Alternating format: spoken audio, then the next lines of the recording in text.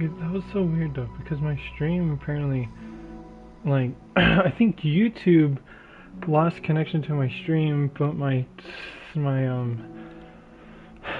streaming broadcast was still broadcasting to something. I think YouTube, like, died. So, that's awesome. I'm trying to see if it will still work. Hopefully. We're about to find out whether or not if this works or not. It'll suck. But, okay. Yeah, that was so weird. Okay, I guess we'll just continue. Another day passes in a flash, and it's already time for the next club meeting. Although Monica should have come up with a plan for today's club task, she hasn't been able to shake her guilt and anxiety after reading Sayori's poem. Oh Jesus. I'm so stupid. How did I let myself be the center of attention? I don't... It is something to ponder about. I don't blame it. It's just... I don't think it's something that should be pondered about. But I don't blame it. It's insane. Sayori is going through these kinds of feelings, and I'm letting her comfort me instead of the other way around? What kind of club president does that? No, don't let it screw it up. This is the point of Leisure Club. Maybe she needs it too. We just need the Leisure Club, not each other. This whole time I didn't think to ask about her own feelings. So much for the stupid vision. Sayori enters the clubroom with her usual smile, but upon seeing downcast Monica, her smile quickly fades into an expression of concern. Monica? Is everything okay? I'm really sorry. I'm such a terrible friend. Didn't realize we were friends, but okay. Huh? What are you talking about? You're an amazing friend. Monica shakes her head. I made this all about myself. Even you said so yesterday. You told me that I'm trying to make the club that I need the most, right? But my problems are so trivial compared to yours. Sayori responds quietly. What are you talking about? But as she says that, her face darkens. They magically can get a darker face? What is this? Through the silence, Sayori mutters her realization. I left my folder here. Monica stares blankly ahead and unable to come up with a response. I wasn't ready to share those. Yeah, that's... you shouldn't have read it! Things could have been normal. You did this. Now you're worrying about me. I don't want that. Why? We're friends, right? Wordlessly, Sayori nods. Friends look out for each other. I want to be here for you as much as you're here for me. Another long moment passes in silence. The air is incredibly heavy. This is different. It wasn't just about you yesterday. It was about the club. Besides, things were so happy yesterday. You don't need to do all this all of a sudden. I don't want it. I like happy. So, if you do this, then you're just being selfish. Damn. Yeah, get freaking... Monica massages her forehead, struggling through the frustration of such a paradox. Yeah, her AI mind can't handle this.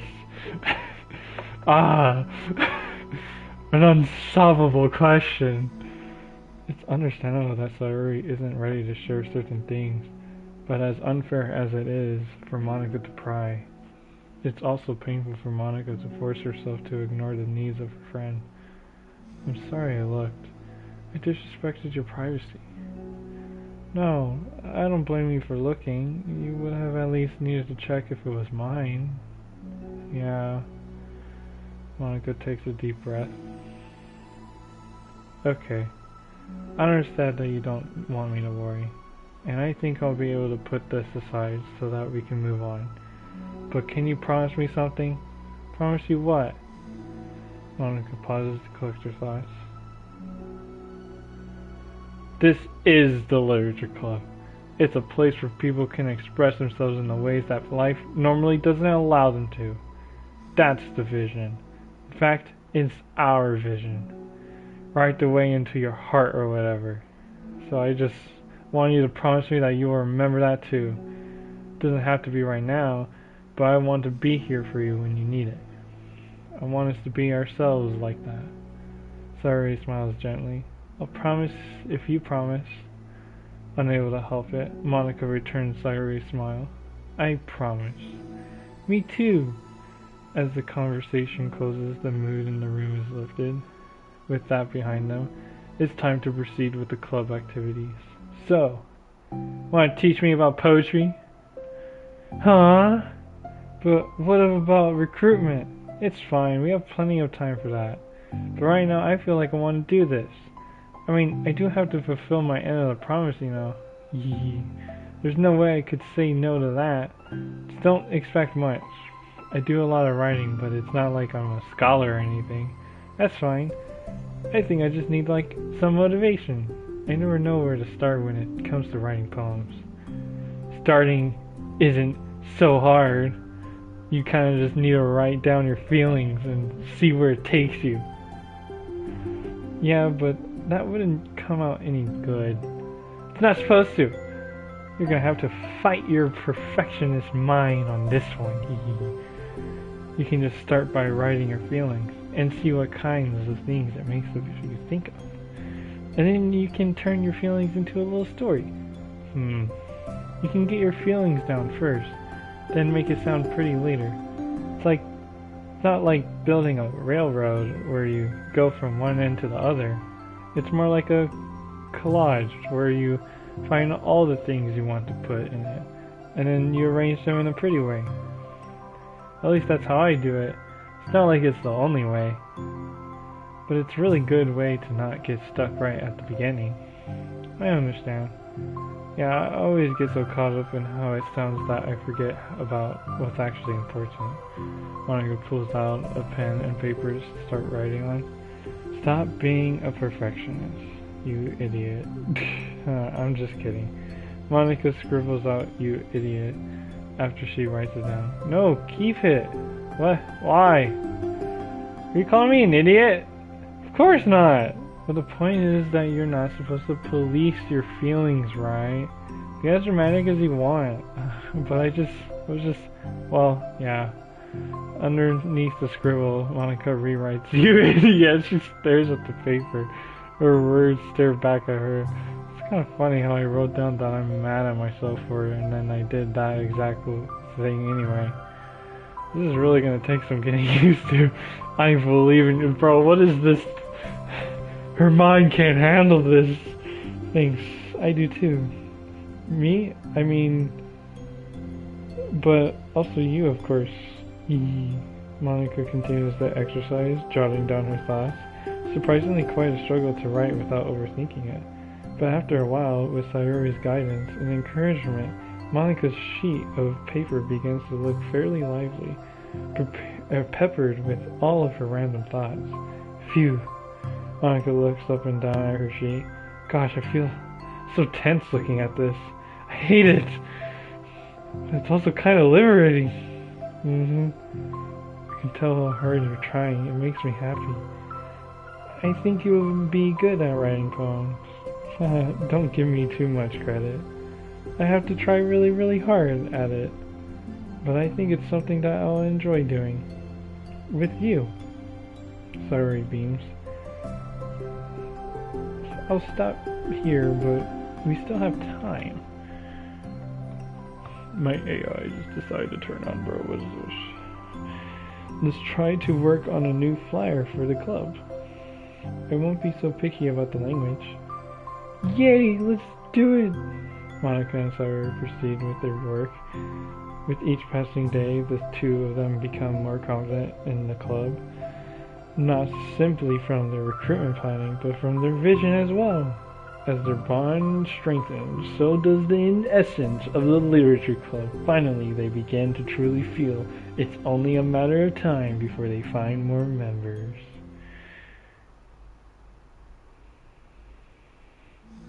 Then Yuri shows up, or something, I don't know. Another day passes.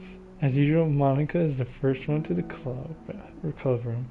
With her is a printout of the revised literature club flyer, complete with all the new ideas Monica and Sayori came up with. If only this was the flyer we gave to that one reading girl the other day. It's so much more attractive than the old one, but the new catchphrase is featured clearly in the center of the flyer. Write the way into your heart. Surely common sense would say that one writes from the heart, not into the heart. The message being delivered is that one can use writing to discover themselves. Hopefully Monica and Sayori had thought that it would be enough to garner some curiosity from students. What, is it not? Or is it supposed to? What is that? What? Why do I feel so tense looking at this? Monica thinks back to the previous meeting when she performed the writing exercise. Was I always this bad at expressing myself? Damn. How am I supposed to be present if I can't even demonstrate what the club is supposed to be about?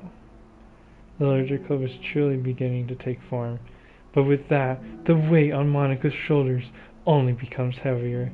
Debate club was always about rigid structure, formulating airtight points and counterpoints, and delivering them with conviction. It was about the person on the outside. That's why Monica was so good at it. It existed entirely within her realm of comfort. It's suffocating.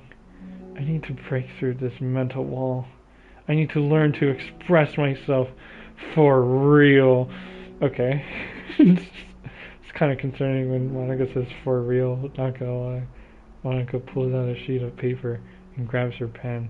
She presses the tip of the pen firmly against the paper. But her hand doesn't move. Instead, a tiny blot of ink collects around the tip of her pen. Monica lifts her pen and stares at the little blotch. For some reason, she feels compelled to run her finger across it. As she does so, the black ink smears across the paper, ruining Monica's canvas.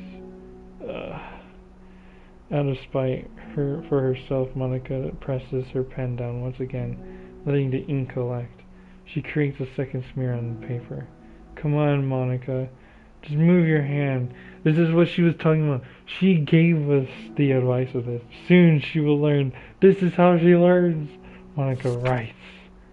Is this what I get for seeking perfection? A stain. Hey, that's pretty nice. That's actually an insane message right there, like a message. I don't know about poetry, maybe poetry. It's a really, really short poetry, but it's a message. Monica slides the paper away from her and puts her head down on the desk. How much mental anguish did that put her through? Oh, the air conditioner seems louder today.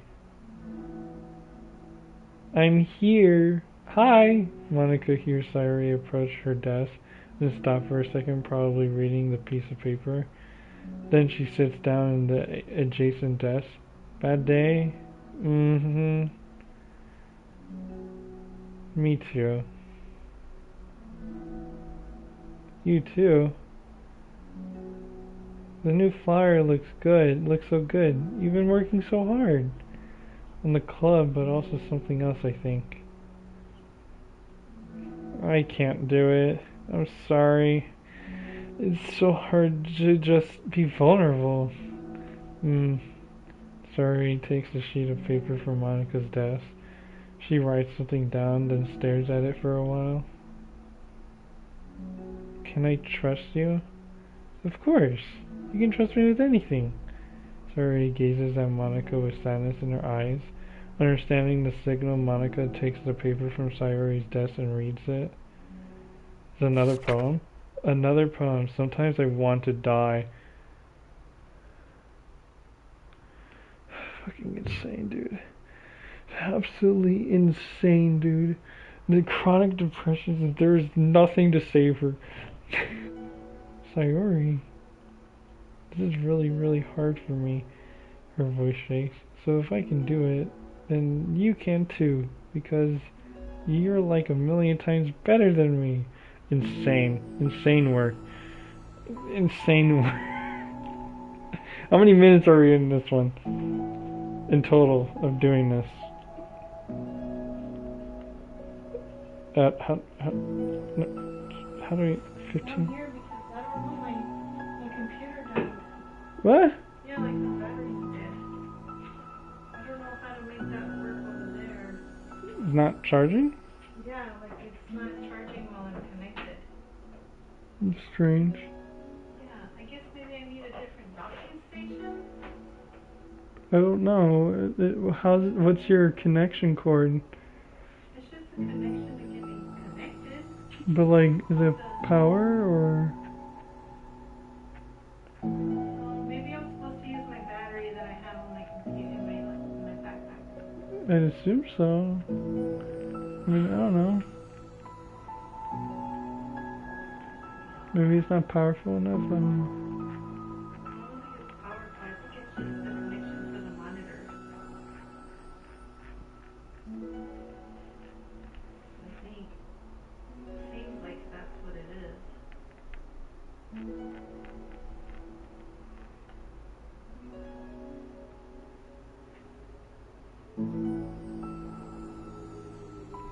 So it doesn't have like a Type C connection to deliver power. It's just USB. Oh, then yeah, it's not supposed to power your computer then. I've been doing this for already an hour. Awesome, that's peak. Let's go. That's completely not true. Sari takes a deep breath, trying to steady herself. That's the thing about me that I've never told anyone before. Even now my head is like screaming at me to stop. Wait, you don't have to force yourself. I mean, just because of the promise yesterday, I want to. It just feels right. It's the literature club. It has to be the literature club. Maybe it's part of the reason I came to this club in the first place. This is the I knew what they were saying. I knew it. This is the literature club. I trust you more than I'm scared. Whoa. All those words, Monica stands up. Sorry, must have taken days to work up the courage for this. Were Monica's own futile but genuine efforts actually the push that Sorry needed? Sorry's deliberate breath can be heard over the air conditioner. As she prepares herself to continue, Monica waits in gentle silence. I have this problem where I get really upset when people worry too much about me. I can't control it. It's like, why waste your energy worrying about me when you can just be happy instead? Insane. Yeah, just tell people to be happy. This is so I can never tell anyone about these kinds of thoughts I have. It's so much easier to just smile and help everyone else be happy. But that's terrible.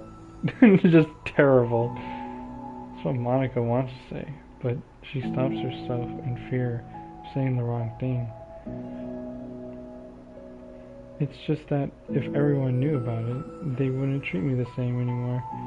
Like whenever I'm not smiling, everyone would worry about me and ask me what's wrong. I know that because it used to be like that. Sorry, pauses, seeming to recall something in the past. I just want everyone to be happy. That's the most important thing to me. And letting people look inside my head doesn't bring happiness to anyone. Sorry pauses again, her sullen expression making her look almost like an entirely different person. Okay, so wait, what? What? What?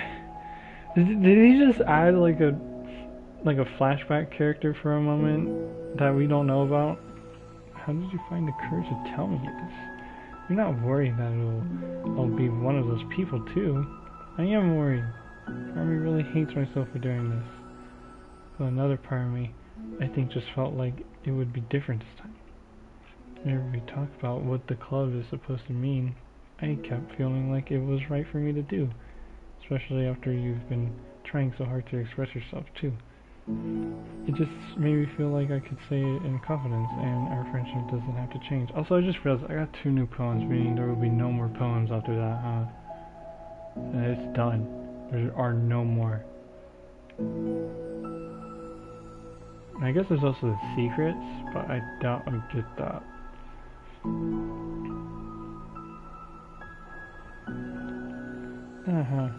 So silly. The club is only 2 people, but it already means this much to me. It's literature. Monica feels a tightening sensation in her heart, a feeling of connection as Sayori's emotions radiate between them. Me too. I was so lost until you showed up. You're so brave, Sayori. You're so strong and brave. I don't even compare. Monica steps forward. But if nothing else, I can at least offer you some hug energy. Oh, not this. Oh, if you'd like. Whoa. Okay, but no, I'm still like kind of like thrown off though that they just decided to mention like another person. Usually they never do. They never even bring up anything when it relates to like a person. It's always just the 5. But they brought up someone else. Or maybe it's the same person, I don't know. I can't figure that out. It was just too vague. Wordlessly and without some smiles, Sayori rests her forehead on Monica's shoulder. Through their contact, Monica can almost feel the torrent of thoughts swimming inside her head. We got a new CG! We're almost done! We just need to go through 11 more! God! And in this moment, enchanted by the air of the club, Monica realizes that of all the days that have passed, this is the one where she really, really hopes that nobody new walks through the door. Why? She speaks softly. You're like the sweetest girl I've ever met. You can say anything, I'll never judge you. I promise. Her breeze begins to quiver. She takes several deep breaths, trying as hard as she can to start speaking, to say the things she never once dared to say out loud. Finally, she speaks in a choked voice. I'm so worthless. I'm worthless.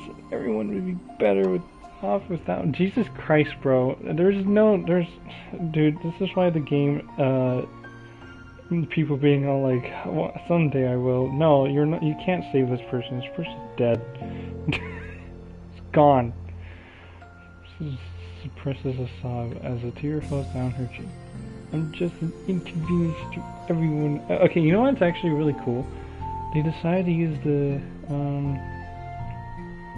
what is wrong with the Awesome. And I wasn't about to say like, oh, they're using CG, like, motion, you know, but I think they did that the last time. I think they used to not really do that a lot. I think that's like the new thing about the plus version in general. But yeah, I'm not good at anything, and it just feels like everyone just has to put up with me, and I hate it. I hate it. The more Sayori speaks, the more she feels to control her voice, falling victim to the overwhelming sadness clutching at her throat and chest. I don't want to have these thoughts. I want them to go away. And now I'm making you put up with me. And I just want to die. That's awesome. That's such peak. How many days is this into the, I think it's like, probably a week. As soon as Sayori loses her composure, Monica becomes determined to keep her own. Actually, I do wonder, is it like a week? I feel like it could be. I feel like it's probably like a week. A week until we show up. To make things worse. She only wants to be what Sayori needs right now. So she won't let any sadness show. Her voice comes through as soft and gentle. This isn't putting up with you. It's just being your friend. Monica offers a few words of comfort, but she knows I already said it herself. The thoughts Sayuri experiences are ones that don't belong, and Monica can't magically make them go away. The most she can do is help Sayuri battle them like any good friend would do. You have so much value to me and your other friends too. This club wouldn't have been the same without you. I really, really mean that. You coming here was the best thing that could have happened. Even if we never got any other members, I would still be happy. Fucking crazy, dude. We still just wait until 1 week. That's what you brought here. You brought us a vision, and you also brought happiness. And that's your favorite thing to do, right? Sorry doesn't respond, but Monica feels her gently nod. No more words are needed between them. I kinda hate how, like, the side stories are generally just like, it's what they say. It's friendship and literature. It's the, wow, it's how they became friends and stuff in some degree, and it's like, but it ends in them all dying. Share their embrace for a while longer, Monica letting Sayuri take as much time as she needs.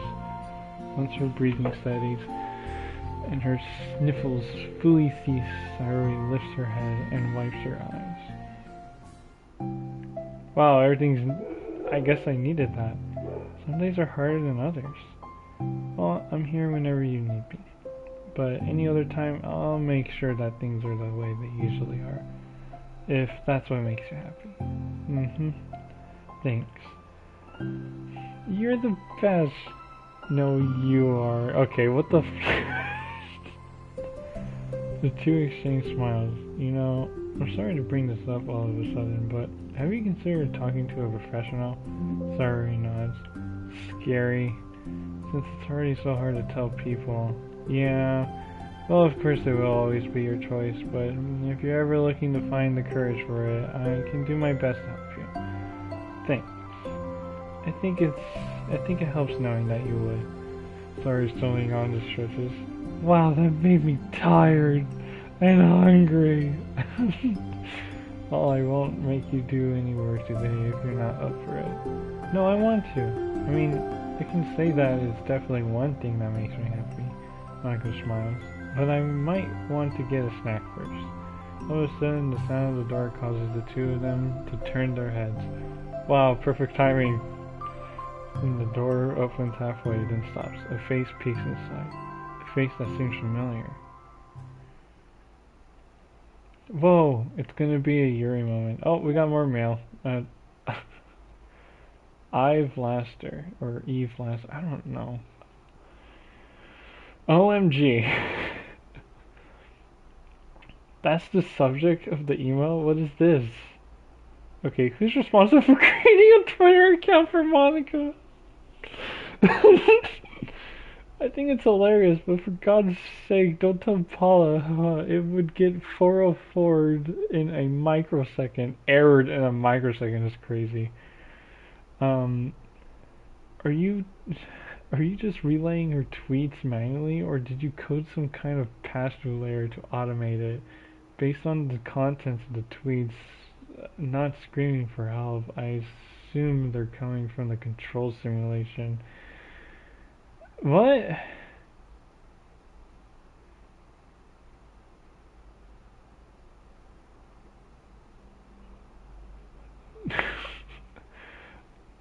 But I don't follow this Monica, and I don't plan to, so I don't have Twitter. I don't want it. It's so funny though. What the? Who gave her a Twitter account? New pictures? New pictures apparently? Probably the rest of the poems, I'm assuming. Wait, what? There's still more? Oh, we got this CD. Wow.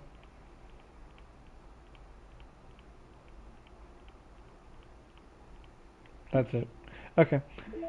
Oh yeah, we're getting new music too. Wow, how much music are we getting? Damn, okay.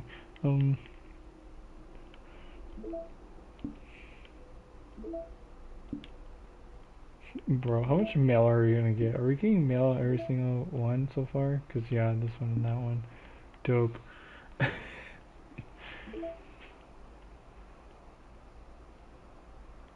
Oh my god, it's so much reading.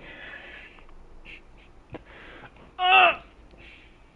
I'm already half down my water.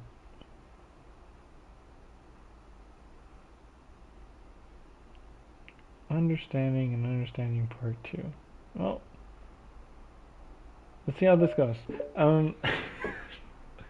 Dear God, one of these gotta be short, right? The club meeting is suddenly interrupted by the sound of the door, causing Monica and Sayuri to turn their heads. The door opens halfway, her streak inside her face seems familiar. Oh my god, it's Yuri. And it's Sayuri. And Monica. Sayuri, eyes widen, recognizing the girl. She very conspicuously mouths to Monica. It's her! It's the girl! It's true. The girl standing in the doorway is none other than the girl Sayuri had come across reading alone in the class. What is this? This remix! They put bass in it! Thanks to Monica leaving a flyer on her desk, it seems she's found her way to the club. Are you here for the literature club by any chance? No, I am in the wrong place. No, you're not. This is the literature club. Please come inside. The girl fully steps in the door, but continues standing against the wall, avoiding eye contact. What the frick? Sorry continues to fail, containing her excitement. It's happening! Oh my gosh! Thank you so much for coming. Sorry it's a little empty. I'm Monica, and this is Sayuri, and we run the literature club, even though it's just us so far, but... What's your name, by the way? I'd like to join your club. Already? Wait, really? Are you sure? No, I mean, I should be good enough. Uh-huh. Everyone is welcome here. You don't have to be good enough. Oh. Do you want to have a seat? We'd love to get to know you. The girl nods, sliding over to a nearby desk and gently sitting down. So what's your name? I'm sorry, and this is... I'm Sayuri, and this is Monica. Sayuri, I already... Nice to meet you. Do you like fantasy? Like books? Yuri looks at Monica. Fantasy is cool. Yes. Have you heard of Annabelle DuPont? What?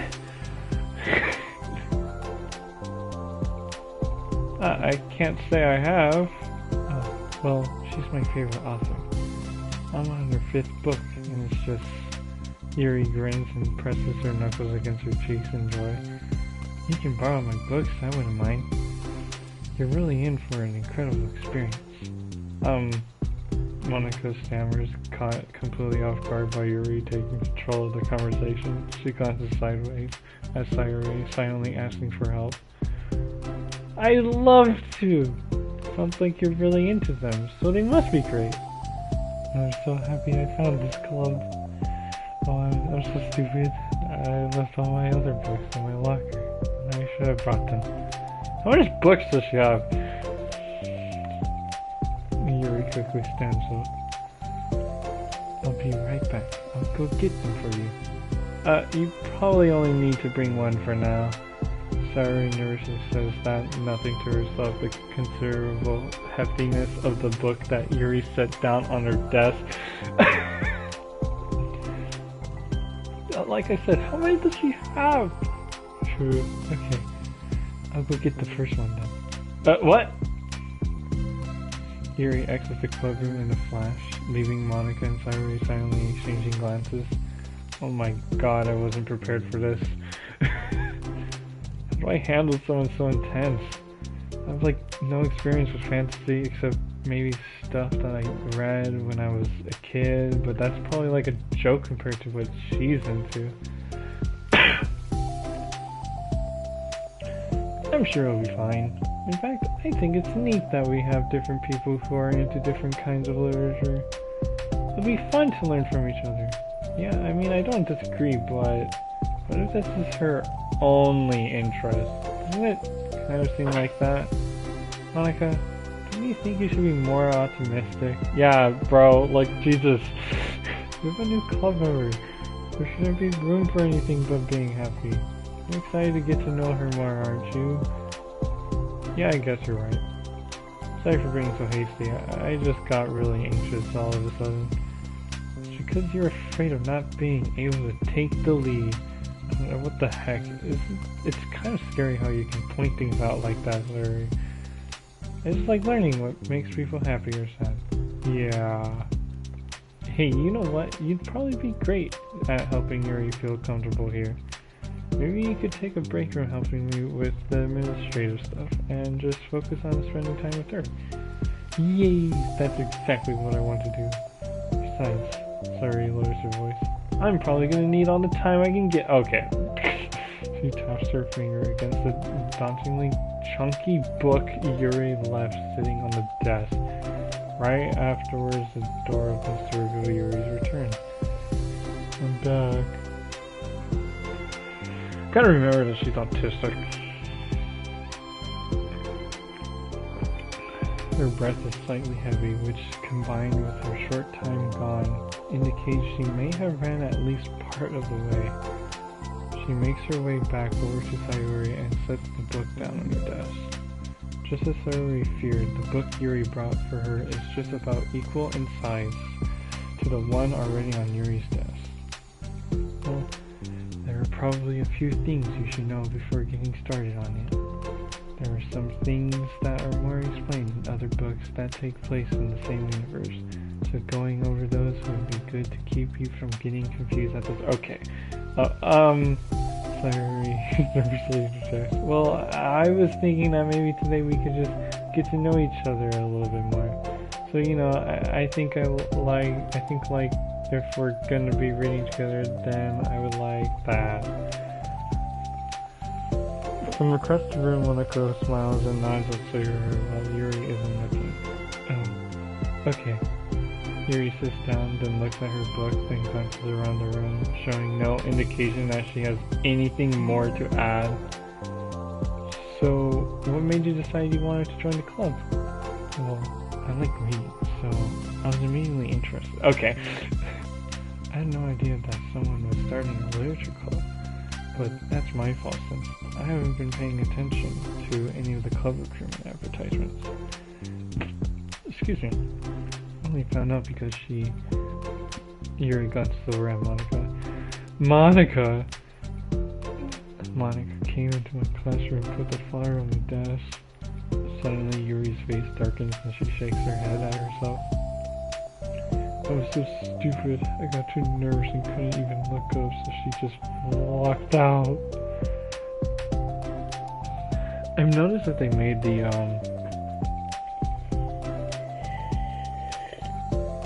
what do you call that? The third perspective? Or is it second perspective? I don't know. The perspective, they've made them more anime-like than relative or relative. So it's like it throws me off when they just say like their face darkened. What do you mean they face darkened? But I think it's like an anime sense of it, like they're trying to huddle their emotions into somewhere else.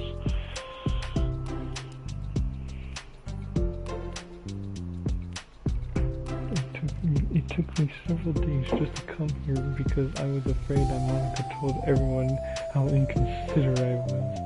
But I decided that it was probably irrational. Wait, no, that was totally my fault. I felt so bad about interrupting you that I just like walked out. I was actually really hoping that you would come by. Yuri exhales in relief. I always seem to interpret things as the worst possible scenario.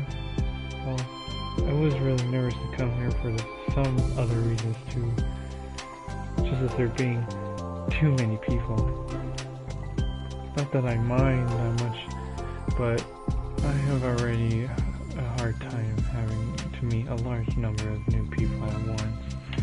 Whoa! So it's actually amazing that it's just the two of you. It definitely came at the right time. That makes me happy. I'm proud that my freaking leg just started cramping a little bit.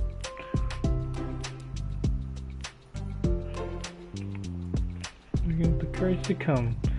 Yuri smiles warmly to herself. I've never really had the privilege of sharing my interests with others before. It's so hard to find others who are into the same things I am, except online. Crazy. So I thought the literature club would provide a chance for me to do that. What kinds of other things are you into? Like genres? I don't know, just anything. Even if it's not literature. Oh, things you would think are dumb. Sorry, pauses. A look of concern on her face. How about I'll tell you about something I'm into, and then you can tell me about something you're into. I suppose that'll be okay. Okay. Well, I'm pretty into like crafty things. Like making cute little collages or decorating things, like cards or jewelry boxes. My room's always cluttered with random stuff because I keep buying things to make gifts for my friends, but then I put it off till the last minute. So yeah, that's something kind of silly that I'm into. I'm quite creative. Not that much. It's just that you'd be surprised by how much you can do with scissors and glue and stuff. So I have to share something that I'm into now, right? Sorry, nods. Well, I guess I'm into nature. I love nature. Monica, I'm gonna start a nature No, you're not. You're stuck here with me now. I'm not. Oh yeah. Well, I hereby appoint you as vice president of the literature club. There, now you're stuck with me. Don't give me responsibilities. I'm sorry, Yuri. I interrupted you. Go ahead. It's fine. Yuri pauses, feeling awkward after having gotten cut off. I like going out into the woods or to the park, just places where you can walk or sit and not have any people around. It's peaceful. Just nice to kind of remove myself from everything that matters and let my racing mind operate autonomously for a while. When do you like to do that? It just depends on my mood. After school, on the weekends, whenever I feel like I need it. Wow, I feel like I would never have the time to do something like that. I find that we have a lot more time than we think we do, if you don't let it slip through your fingers. The three continued the conversation led primarily by Sayuri, but with Monica chimming in every now and then as well. Monica had intended to leave it to Sayuri and focus on her own work, but she found it difficult not to join it. Before they knew it, the end of the day was upon them once more. Oh, it looks like we should be wrapping up for today. So, are you two going to be starting on that book the next club meeting? That's the plan. I'm so excited. Sayuri beams, Yuri collects her things. Once packed, Yuri wordlessly waves at Sayuri and Monica with a gentle smile. Bye! As Yuri exits, Sayuri enthusiastically returns her farewell. Once again, Sayuri and Monica are left in the club. Has things become more like descriptive than freaking 2017? Sayuri, you're a lifesaver. I didn't do anything. I just talked. Still, besides, it really lifted my mood. It feels really nice when I can put my energy toward other people like that. She was really excited to be included, you know? It made me happy. You know, I just want to talk about how she likes going out in the freaking woods.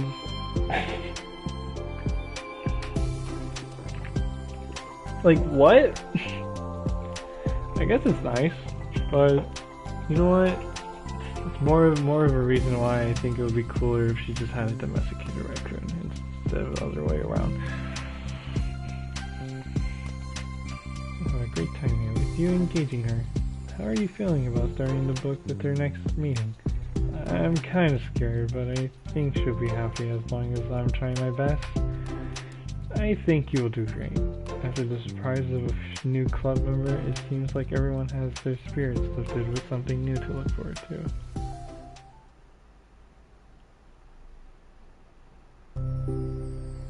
school day ends. Swallowing her anxiety, Yuri makes her way to the club room, expecting to be the last one to arrive. As she opens the door, she's surprised to find only Sayori. It's club time again! Monica went to the computer lab, so it's just us today, is that okay? Yuri silently nods, unable to make eye contact. I'm sorry about yesterday. Sayori tilts her head, unsure of exactly what Yuri is talking about. I have notifications from who has messaged me. Zachary has messaged me. No, please, it's probably something cursed. Yuri tilts her head, unsure. Well, I mean, the way I got overly excited to share my book, and how you had to stop me so we could talk first. It was so inconsiderate of me. I got too excited and forgot to think about everyone else in the club, so... Yuri, you didn't do anything wrong. I thought it was cute how excited you were. Well, still, I think I changed my mind about the book. We don't have to read it. Huh? Why? Because I know that you were just humoring me anyway. In retrospect, it's rather obvious that nobody was truly interested.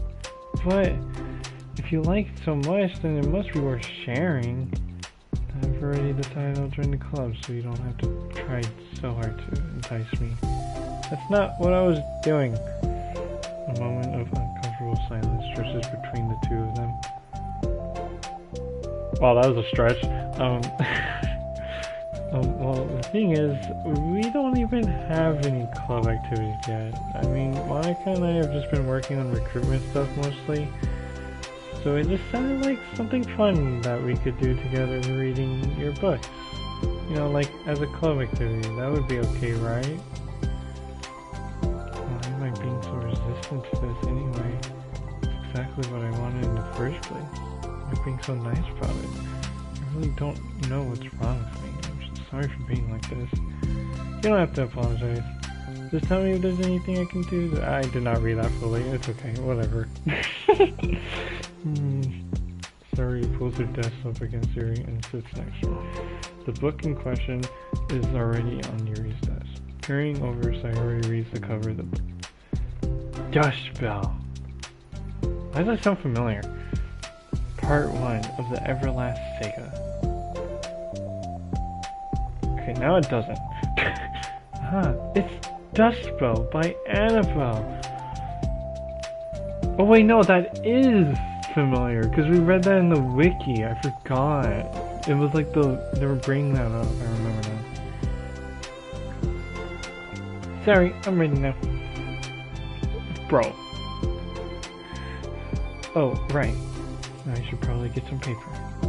Yuri grabs a spiral notebook of hers and tears out a few sheets of paper. Wait, how come you need paper? Oh, it's useful to draw things out sometimes, like maps, timelines, family trees, or just for taking notes. Notes? I mean, yes, that's an effective strategy.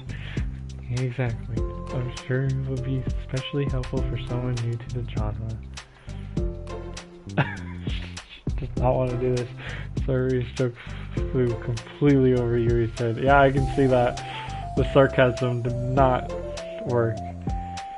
Thinking about it, she decides that it's probably for the best that it did. Well, I'm not used to having company through this, but I'll try to help make it as accessible as possible. I trust you. You're like a super smart... Oh, please. Yuri tries to dismiss the compliment, but she's... She can't hide her smile in language. You can't generalize intelligence. I'm only smart in the things I have a lot of experience with. Contrarily, I'm all thought at anything involving real people. That should be evident enough from the 2 days I've spent here so far. So in my eyes, it's everyone else who comes off as smart. Especially you. No! Sayori rose her shoulder against Yuri's. You're such a sweetheart when you're not being shy. Anyway, would you like to get started? Okay. After the minor diversion between them, the two get back on track with their planned club activity. Yuri begins to guide Sayori through the basics of the fantasy world her story takes place in. The more of it she details the races, factions, history, elements of magic, the more questions Sayori seems to have. But despite Sayori's expectations, Yuri eloquently guides her through it in a way such that it's fun to follow along. Wow! It becomes evident that the world-building aspect of the story, not just the story itself, is one that Yuri finds her passion in. Wait, I forgot, yeah, this is like her only interest at the moment, is fantasy worlds and stuff like that, in the literature area, in books. She doesn't start getting into horror until we start joining the club. How do people come up with this stuff? It's pure imagination at that point. It's like the exact opposite of the kind of writing that I do.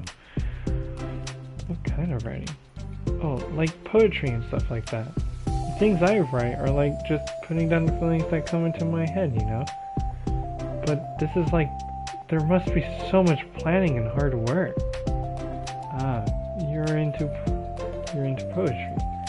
I think there's an appendix that includes some of the kingdom's written works, like poetry and folk songs. No way. Yuri goes with feeling sorry. You know what, that makes sense actually. Most what do you call it? Most literary musics, most literary songs were crafted in the form of poem, especially in the medieval days. Yuri goes with feeling Sayori's heart with happiness when she realizes it's the first time she's heard Yuri laugh. It means Yuri must be having fun. Indeed. Anyway, I think we can get started reading now if you're ready. Okay, but I can't read very fast. Oh, that's fine. I'm very patient. Patience is something I pride myself in. I see. Sorry, Joss Yuri is patient into her notes.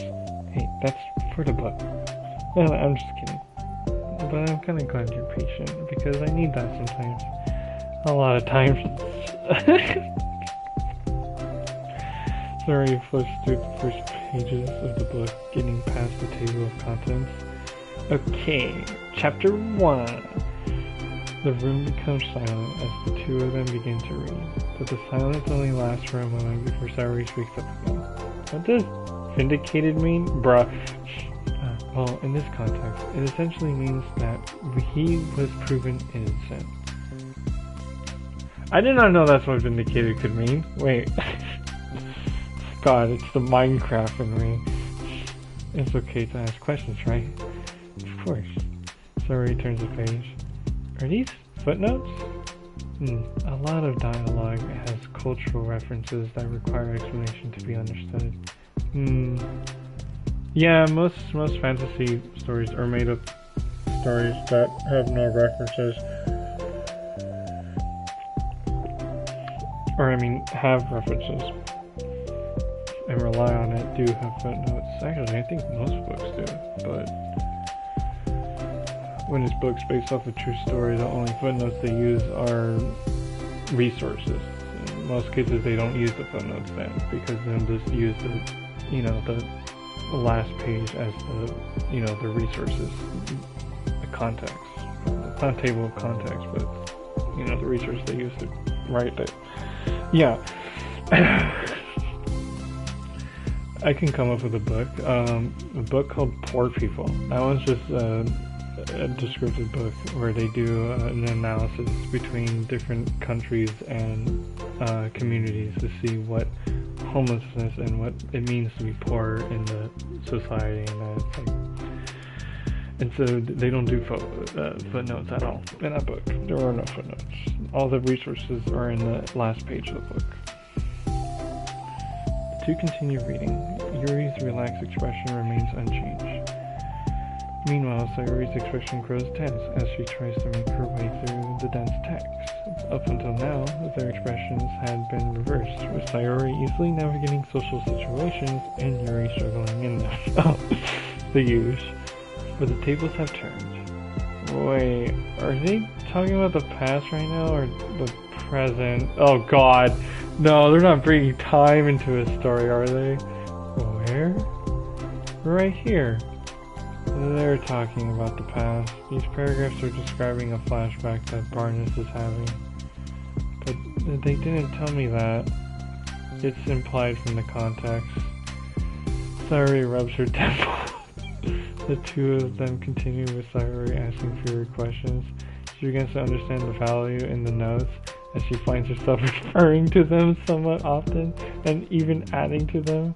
But her reduction in questions comes not from her getting used to the reading, but rather from her fearing that she will come across as stupid. At last, Sayuri reaches the end of the chapter. I think we can stop here for now. Okay. Sayuri takes a deep breath and closes what little of the book she's gotten through so far. So what are your thoughts up to this point? Sayuri tries to find words. I'm doing well so far. I'm not sure I understand. Well, I don't know. When it takes me so long to read and understand things, it makes me feel really dumb. But I really like how into it you get. It makes me want to keep going and to keep doing my best so I can see it the way that you do. The relaxation in Yuri's expression fades. I see. Yuri quietly gathers her things. We can continue tomorrow, right? Yuri pauses and shakes her head. We can do something else tomorrow. I knew she was gonna think that way. Yeah. But I'm sorry. Wait, sorry for what? I don't understand. I'm sorry. I don't want to do this anymore, that's all. I'm sorry that I made you. Yuri leaves. I knew it! I knew that would happen! And there she goes. Gone. You were making me... Sayuri is left alone with her words. How did this happen? We were having fun just a second ago. It's my fault. I said something stupid and hurt her. Should have just told her that I enjoyed it. When I could trust me with this. It's the only thing I'm good at, and I still messed it up. Bro, Yuri and Natsuki are like the most simple characters in this game, bro. It's Monica and Sayuri. They're a little more complicated. What if she doesn't want to come back? Drowned in guilt, Sayuri stares blankly at her desk, spread with notes. The book sits next to them. Right. If she wasn't coming back, then she wouldn't have left the book here, right? Unless she forgot to take it with her. This is horrible. Is it really because she thought I wasn't enjoying our time together? Or maybe she wasn't enjoying our time together because I'm not good enough? Probably let her down so much by having trouble following along. Yeah, I'm sure if I was smarter, she would be having so much more fun. I need to do better for her. Insane? Yes. Blame yourself. Yes, that's a great idea. Absolutely amazing. Did I unlock it? Yes, we did it. We unlocked another one. Is that it? That's all we unlocked. Awesome. This is going to take forever. How far am I at? 72%! Okay. And you know, how much of the secrets have I done? Have I done all the secrets or am I still missing? I'm missing a poem. CG's obviously we're not done. Secrets. Oh my gosh! How do you unlock these anyways? Like, is this like just from playing the base game? Because if so, I really don't want to because if it takes too long. Because the part of me feels like it's random chance because sometimes they be giving me the same stuff. I think they be giving me the same stuff. I think so, right? Wait, hold on. Let me check the dream one because I think that's what I thought was the same. And this one is... Yeah, they're different. Yeah, this is the first one. This one's different. Wasn't this the... I don't know. I need to use the bathroom.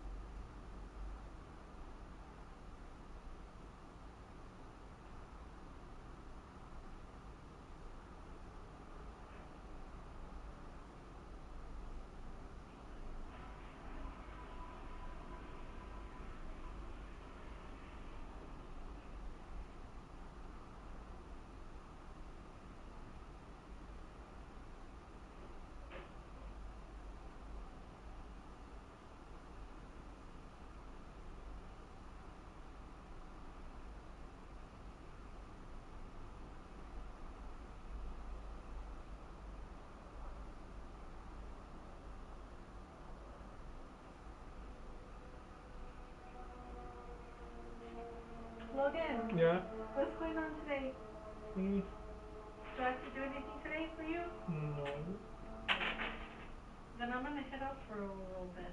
Okay. I haven't left the house. I'll probably just go somewhere just to get out. Yeah, because I'm at the stage where, like, instead of going every 2 times a week, I guess now I'm just going Once a week? yeah, like every Monday. Okay. So the last time I went was Monday, so. That's good. Yep. Bathroom first. It's so cold outside though. It is. Like, what's going on with the temperature? It's been going up and down It so went much. down like 15 degrees. Yeah, it was like 80 to 70, and then immediately dropped to 50, and Probably because it's windy.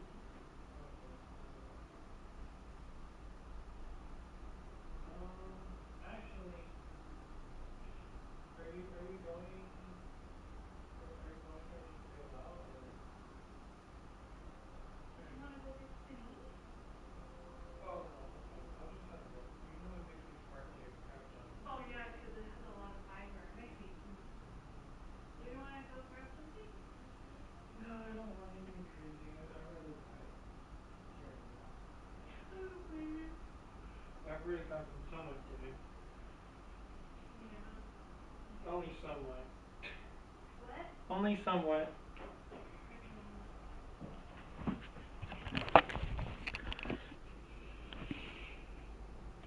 I know. I will finish this today. So much reading to do, but I will finish this today.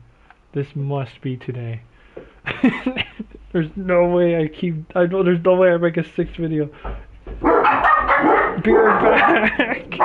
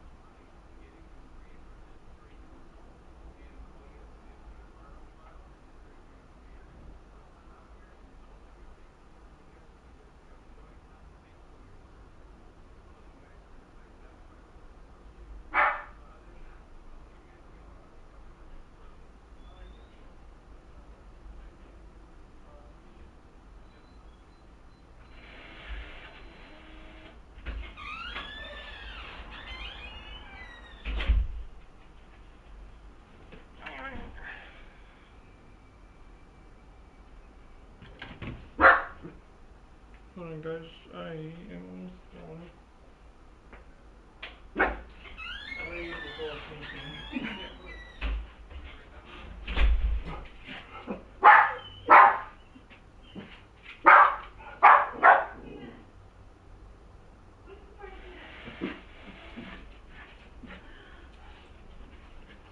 Are you barking at Logan?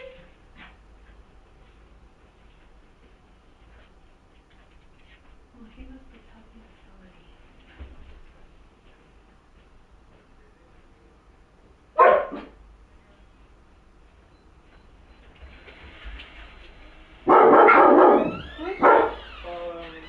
It's about that Pookies project that's going around. You guys can look into it if you want, but I can understand if you guys don't want to care for it right now. I mean, plus they also do the same thing. Like, Hey! bro, seriously, yeah. He's watching. Hey, Apollo. Apollo. He's watching him. Look Oh. at him. Where's the phone? You got him? Yeah, no, He's but just it's a young kid. yeah, it's Logan and Aiden. Oh, Yeah. Logan and Aiden. But yeah, no, they're just offering the same deal as like AT&T did with us, where they'll be like, oh, you can test it first, like you can have it for free for a month, and like still keep everything else, like you don't have to switch until you're like, see if you are generally comfortable with it, and like then you can switch. But at the moment, I guess we can we're probably gonna stick with Xfinity. The idea is that it's just because Xfinity gets so expensive because the maintenance is really bad because it still relies on copper wire, while fiber optic is like cheaper, faster, more reliable. The only issue is that it's Fidium. I don't know much about Fidium. I don't research into Fidium. I know which one's the one that is really, really bad. It's Spectrum. Spectrum is bad. Fidium, I have no idea. I just know it's a thing in California. Oh, I keep forgetting to take my medication. Bruh. Why? That means that I'm not feeling sick like before. Probably. You probably feel like you don't need it. I don't know. It's just that I always get like What kind of medication is it? Is it high blood blood pressure? pressure. Oh, okay. Okay, so I'll be back. Alright. I will finish this game. I don't want a 6th video, even though technically this is a 6th video, but I'm not going to count it because it crashed. For the first time, Sari is the first to enter the club. Anxiety courses through her relentlessly. Will Yuri show up today? Sitting at a desk, she stamps her feet in an attempt to calm down. Why am I letting this affect me so much? I'm doing everything I can to make Yuri happy, but my best wasn't good enough. But I was still my best. I'm letting everyone down. Always just disappointment, bro. Sari continues to wrestle with her self-deprecating thoughts. That's the word. Every tiny noise causes her to lift her head in anticipation of Yuri's arrival. Minutes pass and nobody enters the club room. Not Yuri or Monica. Gosh, I'm so late. Why did I offer to help those other students with their work? I'm such a pushover sometimes. Bro! It's going to leave such a bad impression on new club members like Yuri if I'm not the first one there. Monica rounds the corner approaching the club room. As she does so, Yuri! Ah! Yuri jumps at the sound of Monica's voice. She's sitting outside the club room against the wall next to the door. Embarrassed, she quickly closes the book she was reading and stands up. Oh gosh, I'm so sorry I'm late. You didn't have to wait outside for me. The door to the club room is open. It's not... Yuri stammers, unable to explain herself. She peers inside the club room through the window, then looks away. Actually, I was wondering if I could help you today instead. Huh? Me? With club publicity stuff? Yes. Monica is utterly confused. Why is Yuri asking this all of a sudden? When she was so eager to spend time with Sayuri before? Did they not get along after all? Monica looks into the club room herself to see Sayuri sitting alone inside. Okay. It's kind of a simple job, but I'd be happy for you to tag along. Me too. Monica is worried, but she finds it difficult to insert herself into whatever conflict that may have arisen. It's a little ironic she realizes that she could be so conflict avoidant after having been in the debate club. Okay, let's take a walk together. I just have to make copies of this new flyer, then go around to the billboards and replace the old ones with the new ones. Yuri nods and the two sets off. The two walk in silence. Without Sayuri, Monica finds it quite difficult to strike up conversation. So, How's everything been going? Fine. That's good. Neither of them follow up with anything more. Monica tenses up at this stinted conversation. How the heck does Sayuri do it? Sorry, I didn't see you yesterday. I went straight to the computer lab to work on the flyers. Sayuri told me. What did you two end up doing yesterday? Just some reading. Oh, I'm glad. It's really starting to feel more like a literature club now. Yeah. It's kind of funny. I felt so intimidated at first when I heard about the kind of reading you were into. But you know, it's kind of stupid of me because I'm just intimidated by things I'm not good at. And it's silly to assume that everyone who comes to the club will just have the same interests as me. But it's so cool that you were able to get Sayuri into it. It's like the club is working. I'm really happy about that. She's not into it. Huh? She's not into it. And I'm stupid for forcing it onto her. Yuri falls silent again, as if she started her thought but can't figure out how to continue it. Did something happen? Yuri sighs. No, it's just me. Yuri pauses. I'm thinking. Yeah, you keep doing that. The moment passes in silence, then Yuri shakes her head. I shouldn't be complaining to you all of a sudden. Don't be silly. I don't think you're complaining. I just want to make sure you feel welcome. If it's important to that, then you can tell me anything. Well, I do feel welcome. And to welcome, I guess. It's not an issue with the club, it's just an issue with me. So I feel wrong to inconvenience you with it. Monica pauses and thinks. Well, what if we put it this way? It's my job as president to understand the needs of the club members, right? We're going to have all kinds of people join this club, hopefully anyway. And learning about the diverse needs and interests of everyone will help me come up with the club activities that everyone can be happy with. That everyone can be happy with? Not just only some people? Of course! I don't need to be looking out for everyone, otherwise, what kind of club would it be? I see. Yuri looks a little more relaxed. It signals to Monica that switching from a sympathetic approach to a pragmatic one was a good choice. Each individual truly does have their own needs. See, yeah, Yuri's very, yeah, she's, systematic? I don't know,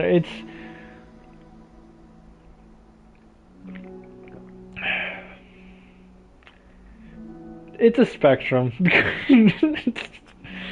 it's a spectrum. Okay. Yuri takes a deep breath.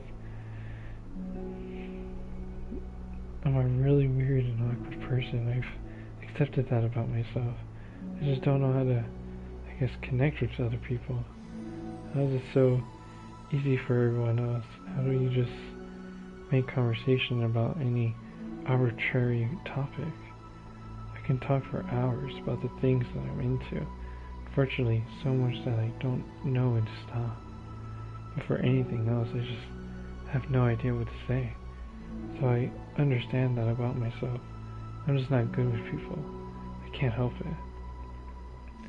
So it feels like whenever I'm confronted with a new social situation, I'm either ignored, or made fun of, or taken pity on. And Sayuri falls into that third category. She what? Hold on, you're saying that Sayuri is taking pity on you? Yuri nods. I just want to be treated like a normal person. And if you don't like me or you don't connect with my interests, then just tell me. I can accept that and move on. Sayuri is too nice to me.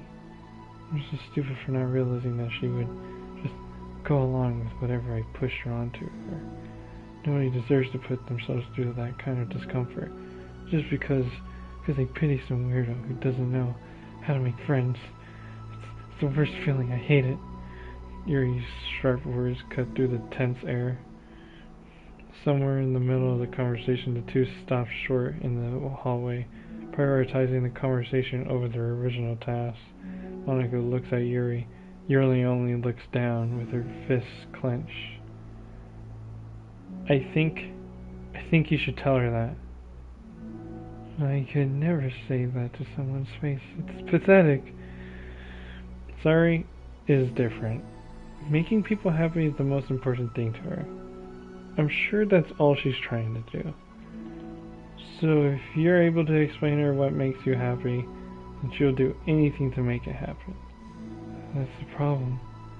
What kind of friendship has one person always trying to cater to the other person's weird needs? I'm sorry, I'm making myself sound so... No, I think I'm starting to understand. Monica hesitates to finish her thought out loud. It's something that Sari would be... Okay, I didn't read that. Sari is someone who will give anyone however much kindness they need in order to smile. But Yuri, who has difficulty accepting kindness, must be driving Sari to be even more assertive in her kindness, further exasperating the matter. Neither person is to blame, but it's an issue that can't be resolved without them understanding each other better. Sari wants to be your friend, I promise that. It's okay for different people to have different needs. I mean, Sari, she has her own needs too. But good friends work together and can be what they need for each other. You just have to have good communication and talk about it. I don't have good communication. Yuri stops and shakes her head. I'm sorry, I didn't mean to say that. My head is just... it's so resistant to everything. And I'm pushing such a kind person away from me because of it. Yuri pauses to think. Stupid. Oh my gosh. I'm so tired of this cycle I'm creating for myself. I think I'm so afraid of people pushing me away that I just push them away first. How thoughtless and immature of me. Yuri takes a deep breath and exhales. I didn't mean for this to turn into a whole venting session. But I understand now that I just need to communicate with her. You're totally fine. It's for the club, remember? You're just helping make the club a better place for everyone. Yeah. Yuri falls silent again. She looks like she wants to say something. You're truly part of the club now. This kind of critical thinking is something that I'm really bad at. You know, about people. So thank you. Anytime. Monica smiles at Yuri. For just a moment, Yuri finds it in herself to meet Monica's gaze, returning a shy smile of her own. And there they go. Yuri and Monica finish replacing the old flyers with the new ones. More accurately, Monica mostly did the work while Yuri followed along. But as the club room once again draws near, so does Yuri's confrontation. I can't do this. Yes, you can. It'll be great. Yuri sighs and shakes her head. I'm never going to feel confident enough. I just have to do it. If I don't do it now, I never will. Yuri starts toward the door, but then turns to face Monica. You're not just going to wait outside, are you? I can take a walk. Want me to get you a coffee or something? Actually, I prefer tea. I like to make my own dough, so please don't worry about it. Although I suppose that's one downside of reading here in the club rather than at home. I don't get to drink tea while reading. Sorry, I guess that has nothing to do with this. You know, now that you mention it, I bet we could get permission to keep stuff for tea in the club room. You can use like an electric kettle to heat up water, right? Would that really be possible? I'll look into it. I think it would be great. Yuri smiles and nods at the thought. Well, I'll be back in a bit. Good luck. Alright, there she goes. Bye. Monica waves at Yuri, then turns around and departs down the hallway as Yuri's smile fades once more.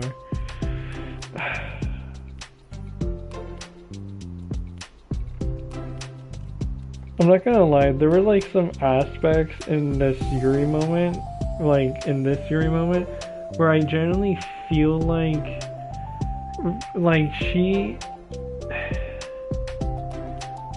she's being open, but she's not as accepting towards them.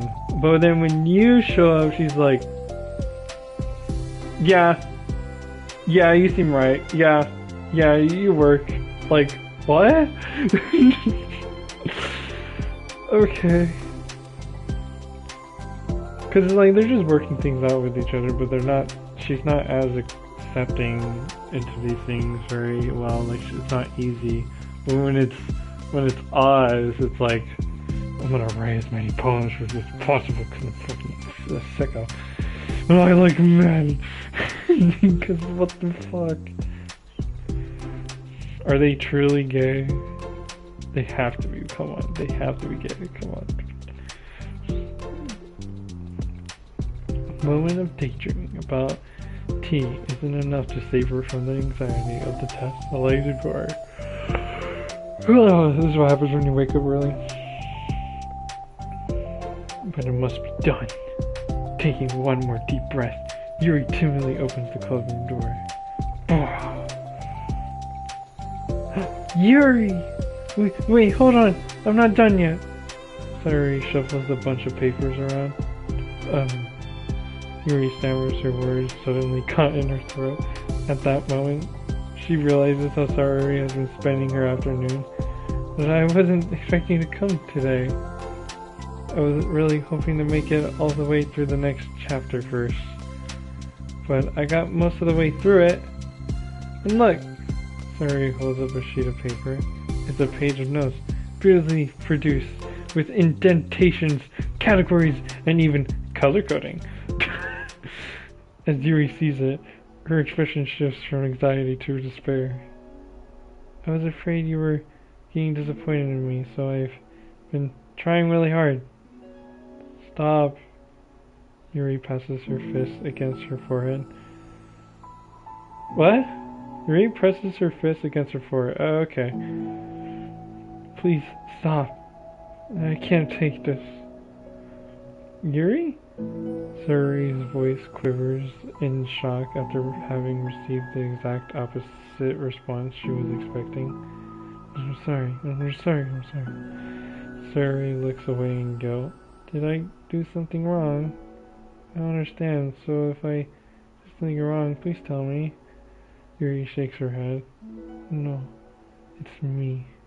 I keep putting myself in these situations where people are afraid to treat me normally. If you don't like this kind of reading, it's okay. Please just tell me. I don't need to be treated differently just because I'm weird. But I don't treat you differently. I just want my friends to be happy. So I thought that if we did something together that you really like... I don't want your pity. Okay! Why did I do that? Yuri sinks to her knees, her voice squeaks. I'm sorry. Tears. Dude, when the music stops, that shit kinda...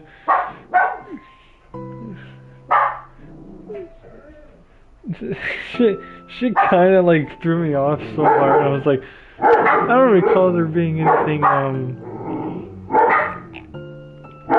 intense.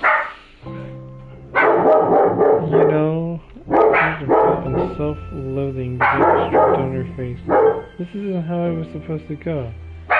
Why is it so hard to articulate your thoughts?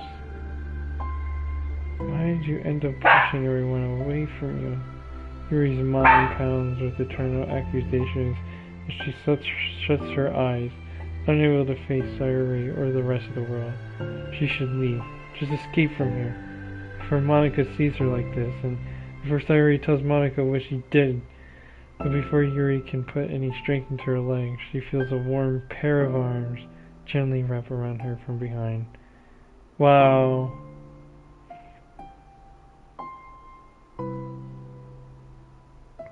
What an image. It's okay. Sayuri whispers in a soothing voice. It's okay. It's okay.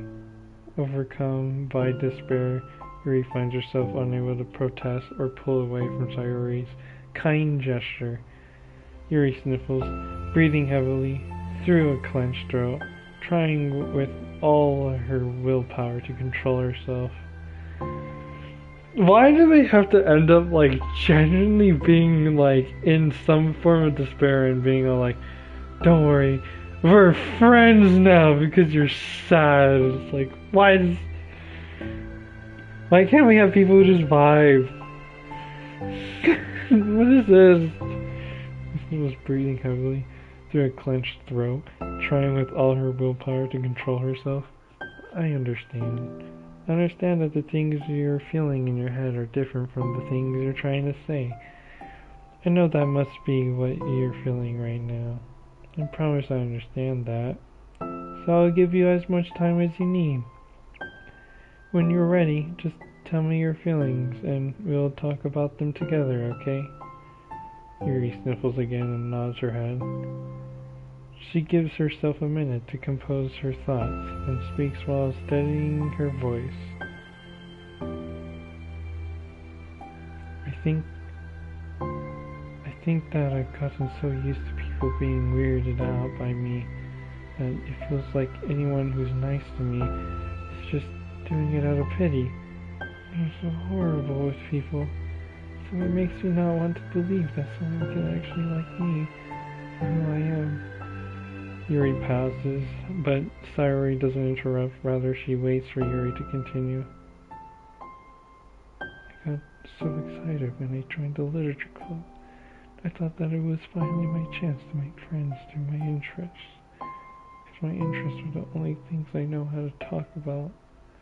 It's all I have going for me. But then whenever I catch myself getting overly obsessive in front of other people, it feels like I'm making a fool of myself. I hate myself for it. Ultimately, I just want to be treated like a normal person. But how am I supposed to expect that when I can't behave like one? I just want to learn how to get along with people and stop ruining things for myself. That's all. Yuri finished her thoughts, feeling more steady after having gotten them out. Dude, you know what's fucking insane? Like, this is still an insecurity she has throughout the entirety of the game until the end of the good ending. We're talking about the good ending, okay? The good ending.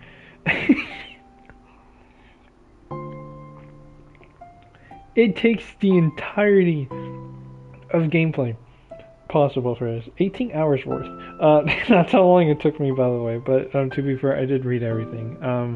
Roberto didn't read. He just read when we did the first part of the game and the side stories.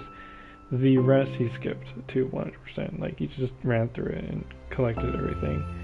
Me, I've read every text available.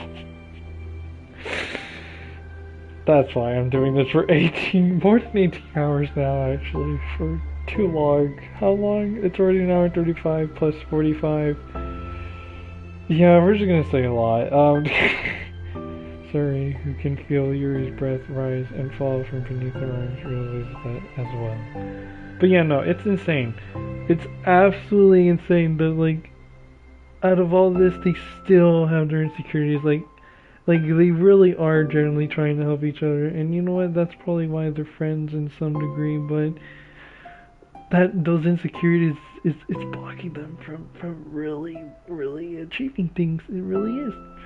Until you get the good ending where it's like, oh, you were there to make them all happy and you solved all their insecurities because of your existence, and now you get the good ending and there's nothing more for you to do. Now bye.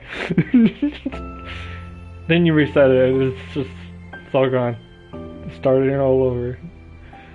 Let me understand you a little bit better. You know, you were so great at helping me while we were reading. So I'll help you with the things that you need too. But I feel like it would just be frustrating for you with how much patience I require sometimes. That sounds kind of familiar. I couldn't stop worrying about that while we were reading. I was so afraid you would get frustrated with me. But I would never do that. I did my best to reassure you by mentioning how I have a lot of patience. Yeah, I know, but my irrational fears just won't be quiet sometimes. I'm sure it's the same for you, right? Actually, her fears are more quiet, but yeah, we'll just say agree. Yeah, rational fears.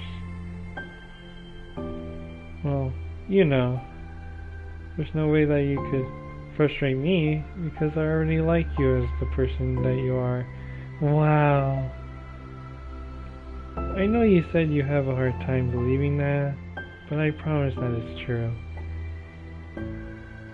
You don't have to be a social person for people to like you. And I think you're really considerate in your own way, you know? Worrying so much about people's feelings. We're all kind of weird. It's a literature club. It's a literature club. But it's the best part that we're all different and have different interests. Like about the book. I'm reading it because I want to. I promise that's what I really want. It's a bit of a struggle, but try not to mistake that for me not enjoying it. I mean, we can never discover new things if we didn't try them first, right? I want to learn the reasons that you love it so much. In the end, if it's not for me, then I can say that, but I'll be glad that I tried it and learned more about you. Plus, you're like super duper smart, and I want that to rub off on me. Yuri fights back a smile at the comment. Already, the heavy atmosphere surrounding her seems to have evaporated through the caress of Sayori's arms. The caress, that's what that word is. Your hair is so pretty. Okay, alright, this is where shit gets gay, huh? Oh, he's one with long hair. I was awful at taking care of it, so I cut it all off. Wait, what would Sayori look like with long hair? Hold on. What the frick?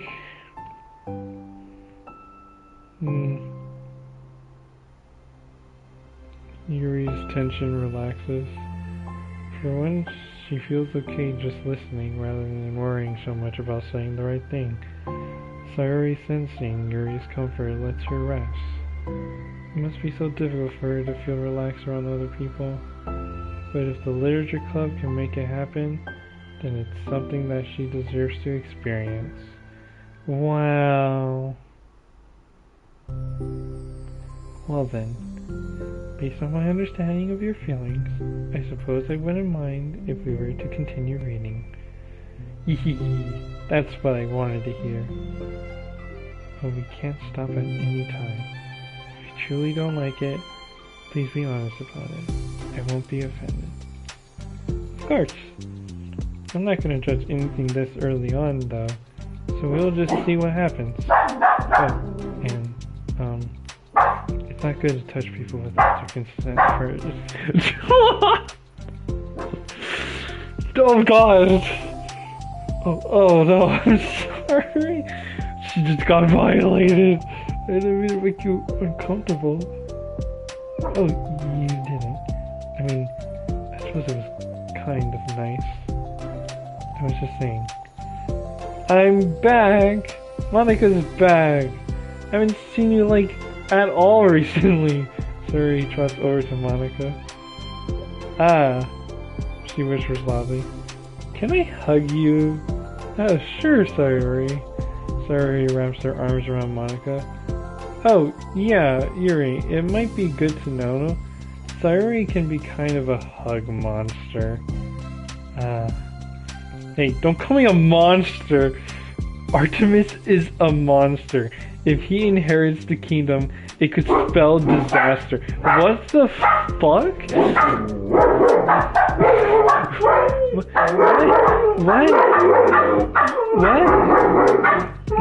Douglas. Pause. Yo, the dogs. Douglas, Dogs.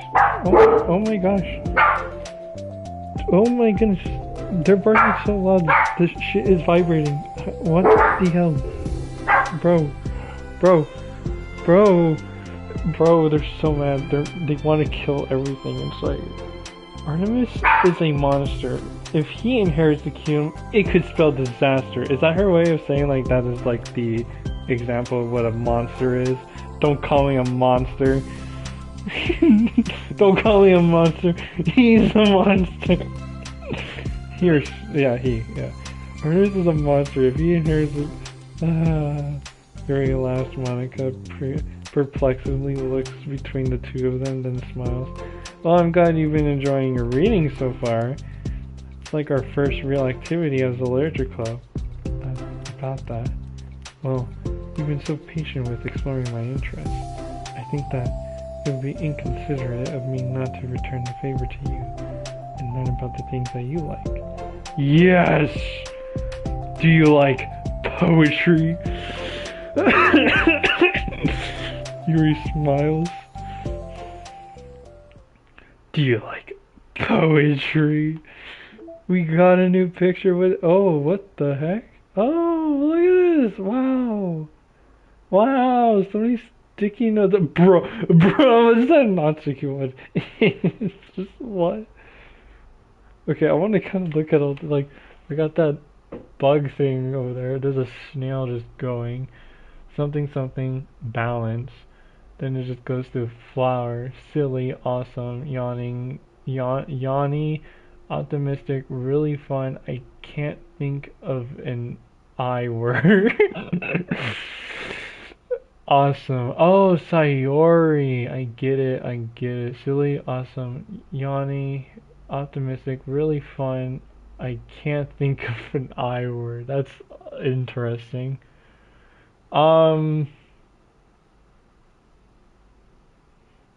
I'm gonna see if I can try to find one, but I can't think of one. I can think of one where it doesn't make sense and it's more of like a perspective thing, but no, I don't think so. I don't know.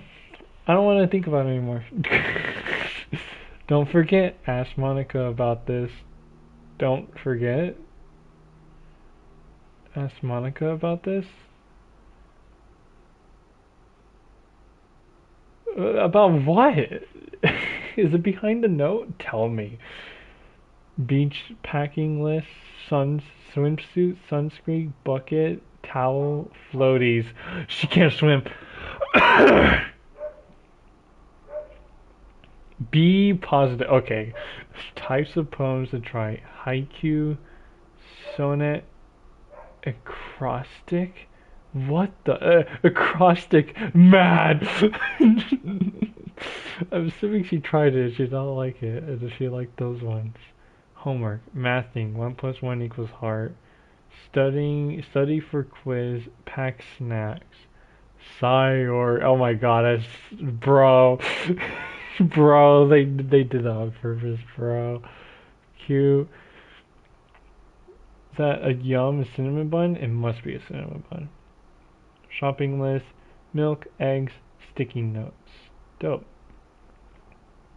I want breakfast. And then there's Monica as a stick figure. I believe in you. I like how she can like do a bee, the snail like that, and really good curvature. Their hair actually has really good curvature, but the stick bodies, God forbid it. I believe in you. Sure. Oh, the song. You are my sunshine. No! No! No! No, bro, what the freak? Eating a bits and cookie? That's a funny meme right there for the game. You can do it, Rainbow. Heart, the plush cow, and that plush bird down there too, underneath it. Fun fact, apparently, I don't know about the cow, but apparently the bird is something that we, as the main character, you know, the character you play as, we won her that. Yeah, so apparently that's what that is. I don't know what hints it, but that's the case, and that's I guess what it is. So I don't know. I guess. Ew, great job. And then the umbrella rain. That must be interesting. It's interesting that everything has a heart connected to it, though. Trash baskets. I'm assuming how many people have done it or like something. Natsuki with the freaking 13 and started with 4. Well, Natsuki always wants to be better than everyone, so I guess. Is that toast? Is that the toast? Get organized. Tic-tac-toe.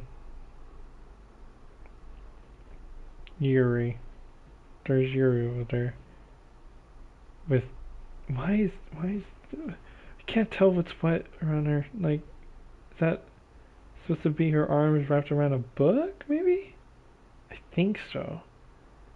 I think so, and that's her hair in the back. Yeah, that's her hair that's dark. Yeah, so that's her wrapping her arms around a book, I think. A star with a heart. Trust yourself. Mm-hmm. Butterfly with a heart. Heart pattern. To do. Wake up. Get up. Get ready. Go. Insane. Insane. It's interesting how like the writing gets gradient from blue, like very light blue, then to dark blue, to darker blue, to then very light blue, then it fades into the warmer colors to just straight red, and then we get into some. What is that creature down there? Actually, is that fucking a Chikawa with ears? Freaking. Then you got Natsuki with the hee hee hee. We're in this together. Wake up early. You are loved. Bow tie. And then we have Cookie, Animal, Understanding, Stay positive. What does that say? Remember something.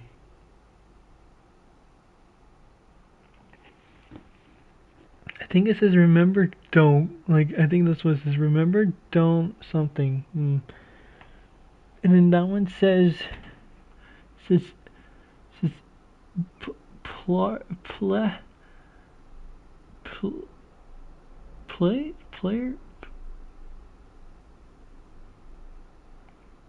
I don't know. I don't even know what that last one says. Maybe if I set it as my wallpaper, I'd be able to see. Hold on. Damn it, it's covered. Fudge.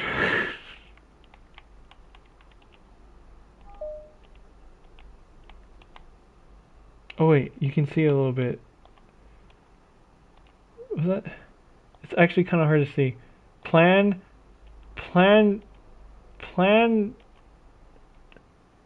plan drag? Plan, that says drag. Plan drag. Plan dag? Plan day? And then that freaking submarine thing. Okay.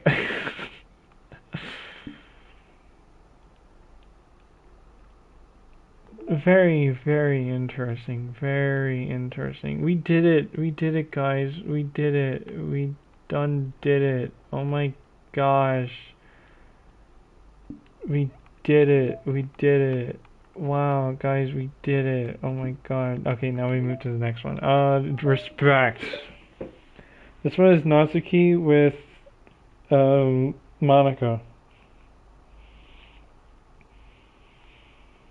It's been several weeks since the club has officially started. Okay, so the club's been going a little longer than a week. Alright, good to know. So it's been going on for a while. Through their initial setbacks, the 3 club members so far, Monica, Sayori, and Yuri, have increased their collective bond within the club. Sayori has partaken in some of Yuri's high fantasy literature, and all 3 of them, led by Sayori, have taken an interest in poetry. So if they're saying a few weeks, I'm going to say like around 2 or 3 weeks, okay guys? Not a month, because it's like, I feel like that would be the case then. So these the thing I brought about how like they still haven't figured out how to get past their insecurities and like generally connect fully with each other still took that long, I guess. I mean, it makes sense. I get it. It does take time, but Jesus fucking Christ, damn. And it took us, what, a day? A day to 3? Insane. Sorry for taking some of Yuri's 5 minutes. Yeah, no, on a day like any other, the 3 find themselves suddenly interrupted by the club room door opening. And in walks a girl none of them have seen before. Hi! Or just hi, maybe. I don't know. Just hi. Sorry tugs excitedly at Monica's sleeve. Yuri shifts in her seat and buries her eyes in her book. Are you here for the literature club? Yeah. Yay, that's great. Thanks for stopping by. It's kind of a small club still, so it's really exciting to see new faces. Yeah. Come and sit down somewhere. You can sit next to my desk. Sorry prances over to her desk and presses her palms into it. Oh, and Yuri can make you some tea. This is not 6 years old. What the fuck is this? Ah. Yuri looks up at Sayori in protest for having drawn attention to her. Natsuki silently glances between everyone, then sits down next to Sayori. Monica follows by sitting nearby. The sudden gathering prompts Yuri to stand up, deciding that standing in the corner and making tea doesn't sound so bad after all. Oh my gosh! Okay then, how about we all introduce ourselves? Okay. Well, I'm Monica.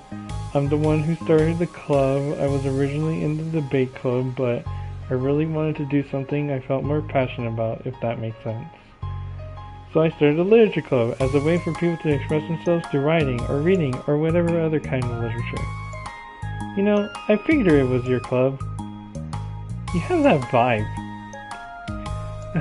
I have what vibe? Oh, you know, like... Never mind. I'm not gonna judge people, I just meant like that. Very adult-like of you. I always judge people so hard. Oh, no you don't, Sayori. Yes, she does. Bro! Insane. Yuri's deadpan voice carries across the room. Natsuki giggles. I'm Sayori. I just like learning about everyone and making friends. Oh, and I also like poetry. Oh yeah? Very adult-like of you. I'm an adult. And the sound of Yuri's electric kettle steaming up fills the room. Oh, that's Yuri. Sayori lowers her voice. I knew she would lower her voice. She's kind of shy, but she's really nice and super smart. She likes big fantasy books and tea, and I love her. I love her! I'm so good! Well, I guess that leaves me then. I'm Natsuki. I like listening to music and hanging out downtown and stuff. And my favorite ice cream flavor is strawberry, of course. Oh, let's get ice cream! My favorite flavor is probably cookie dough. Or maybe chocolate. It's cookie dough. And Monica's is probably vanilla. What the heck? I take way too many online quizzes. The ice cream ones are always accurate. What's Yuri's favorite? Natsuki shrugs. Probably green tea. I'm just joking. I have no idea for Yuri. Still, it's pretty chill here. Do you just like hang out, or do you actually do club stuff? Well, we do club stuff too. It just hasn't been very structured yet, since we only have like 3 members, so we kind of just loosely spend our time doing the stuff we like. But I keep thinking it's about time we start like some more structured club activity. Dude, it's probably been 2 to 3 weeks. It's been a while by now since I started the club, so yeah. Well, with that being said, what kind of literature are you into, Natsuki? Anything you'd like the club to get into? Well, I guess I'm literature? Well, I like manga. Manga? Hey, why'd you say it like that? I want to read manga in the club. Wait, hold on a second. That sounds so great. Like, after all, I've been doing all this, Yuri returns to the desk with a tray of teacups, which she sets down on an empty desk. After all of the deep and immersive reading I've been doing, I wouldn't mind doing something a little more simple. Manga isn't simple. If you think that, you just don't understand the what the fuck? What is that? Okay, deep word? What the fuck? I didn't mean simple like that. Well, anyway, putting manga aside, is there any other kind of literature that you're interested in? Well, not really. In that case, have you considered the anime? Bro, are you serious? I'm not gonna join the anime club. It's full of weird guys. Come on, is it that big of a deal? Manga is literature, right? I mean, I guess if you consider the literal definition of literature, then technically. I get it. Look, I'll do whatever club activities you want. Can I please just join? I won't bother anyone. If I can just, like, keep my manga here and hang out after school, I'll do literally whatever you want me to do. That's fine, right? Yeah, I guess there's nothing wrong with that. Oh my god, thank you! You're the best. I have most of it crammed into my locker, so I'm gonna start getting it, okay? Nothing stands up. Need some help? Nah, I got it. I don't want you to see my locker. If you say so, but there's no way it's worse than mine. I hope we never find out then. Oh my god, how bad is it? Natsuki exits the clubroom, leaving everyone in silence save for the sound of Yuri sipping her tea. I'm such a pushover. Hey, it's not that bad. Natsuki seems like a lot of fun. Maybe, but I mean, she has like no actual interest in literature, you know? And that's normally fine, but she said she would participate in club activities like it's some kind of obligation. Her tea is going to get cold. Yeah! Wait, that's not related. Bro! Well, I think everyone deserves a chance. Yeah, maybe she'll get into it. Especially if we can bring her happiness. Besides, maybe she'll take a liking to literature. Are you sure you don't just want to read her manga, Sayori? Hey, who do you think I am? Sorry, I didn't mean that. I just feel really uneasy about this. Do you have any opinion, Yuri? Not particularly. She said she wasn't going to bother anyone. That includes me, so... Does that mean I bother you? No, you're a pleasure to be around. Yeah, I fucking skipped it on accident. Oh, what was that even? Yeah, I was just fishing for a compliment. Okay. I know. But still, I really think we should give her a chance. Yeah? Alright. But I really am going to start enforcing club activities. I'm willing to cooperate. Suddenly, the three of them hear a thump against the door. What was that? Sayori stands up and walks over to the door that opens it. Thank you. Carrying 3 boxes of what is presumably manga, Natsuki grunts and wobbles inside before slowly bending over and dropping the onto the floor as gently as she can. That's quite a collection. Sayori giggles in excitement while catching her breath. Natsuki replies, "There's still one more box. I can put them away myself. I know how to organize them." Monica anxiously glances between Sayori and Yuri. Is this really okay for the club? Maybe it's what she needs to really kick the club into gear before everyone gets too complacent. Seems like things are finally going to start getting more serious. Fair enough.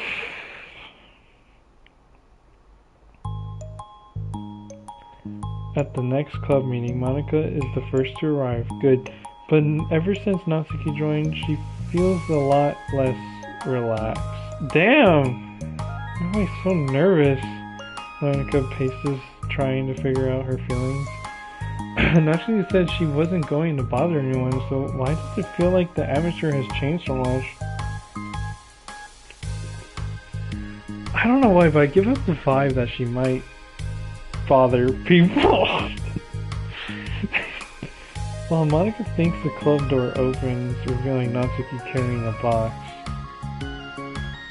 Monica forces a smile as Natsuki makes her way to the closet. Natsuki forces one in return. Need help? No, I got it. Monica awkwardly tries to start some kind of conversation but fails. Curious, she peeks into the closet where Natsuki is stashing all of her manga. Once dual with school supplies, the shelves are now vibrant with bright colors and cute looking art. Bro, how much is in it? I mean, I can see that right there, yeah, but like...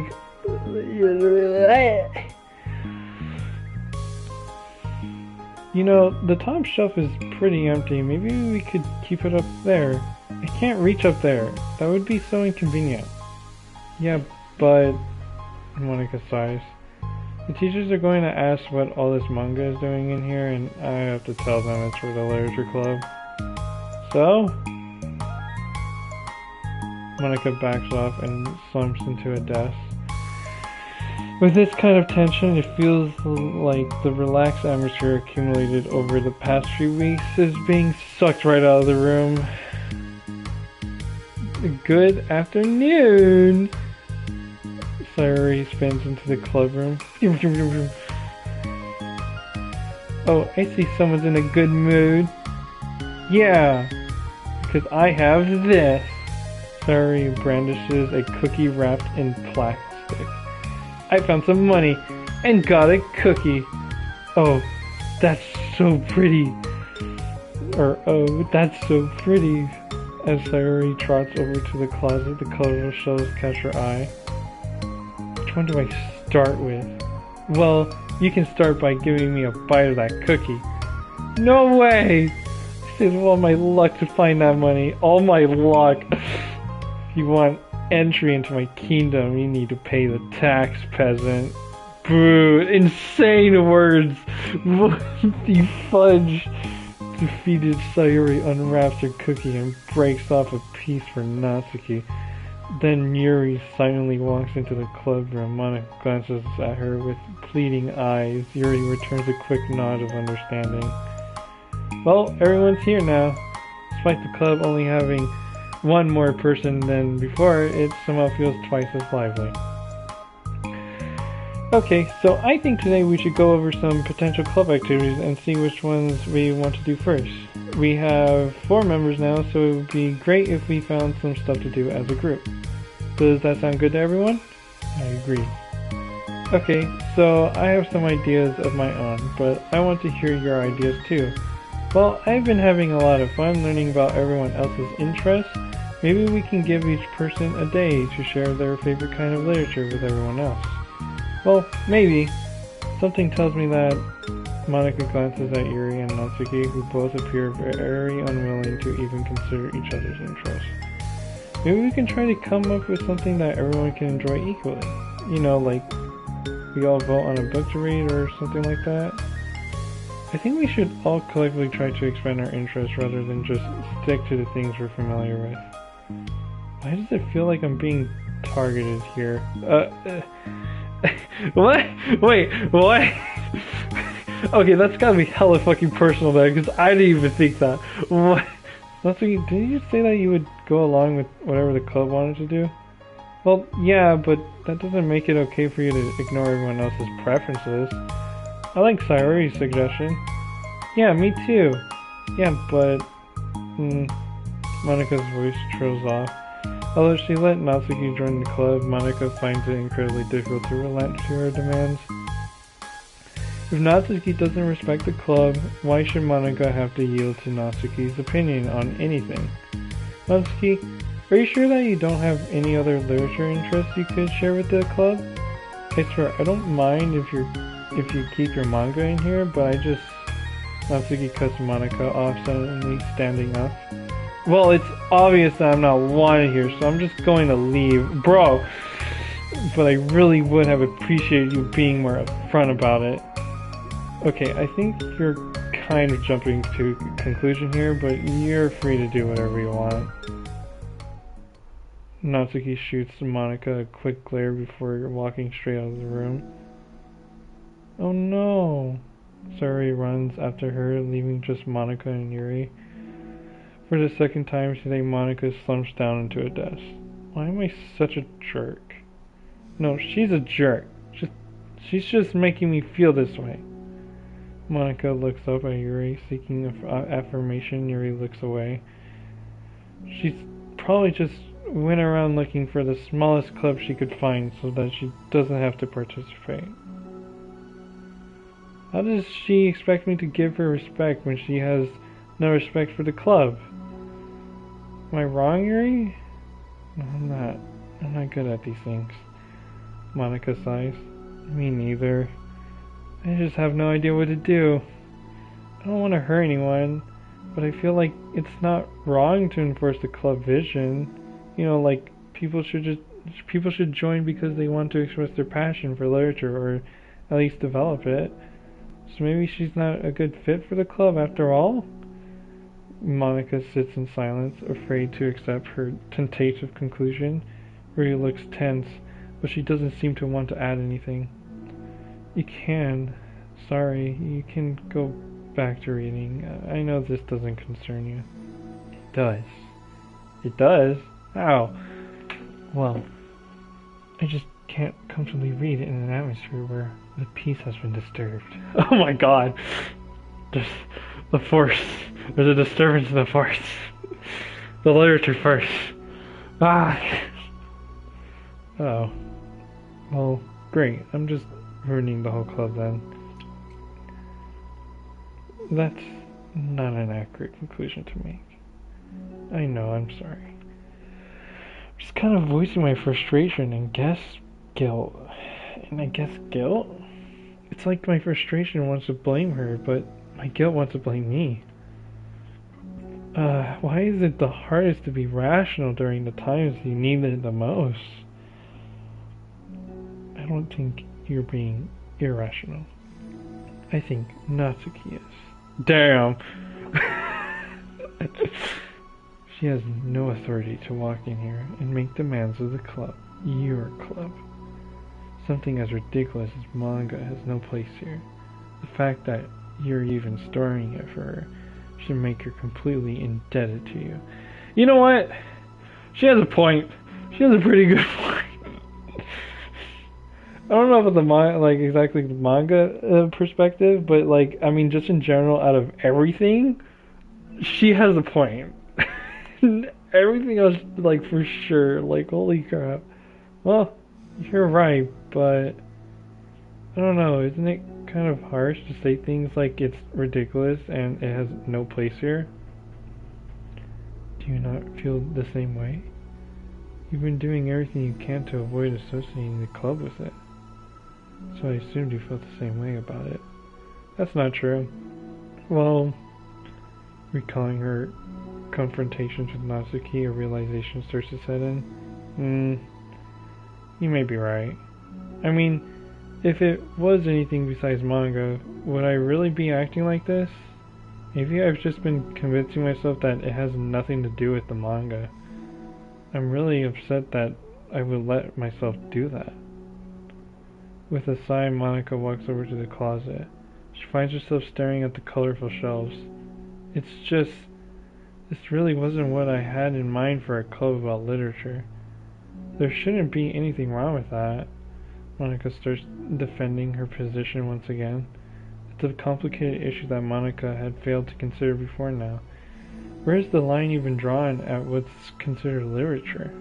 Lost in thought, she reaches into one of the larger box sets and pulls out a volume, inspecting it for no particular reason. The cover features 4 girls striking cute and exaggerated poses, all dressed in short skirts. Yeah, I mean, amused by the absurdity of the cover, Monika opens the book. She's gonna fucking read manga. Monika's exploring. Okay, we got more mail. The last the last two didn't give us mail, so now we finally got mail. Staying focused on our goals. Oh my god. What an interesting thing to bring up in mail. Para minor. As a reminder to help guide our data collection, any analysis performed should be focused on answering some of these main questions. How does granting elevated access to the VM affect a person's emotional state?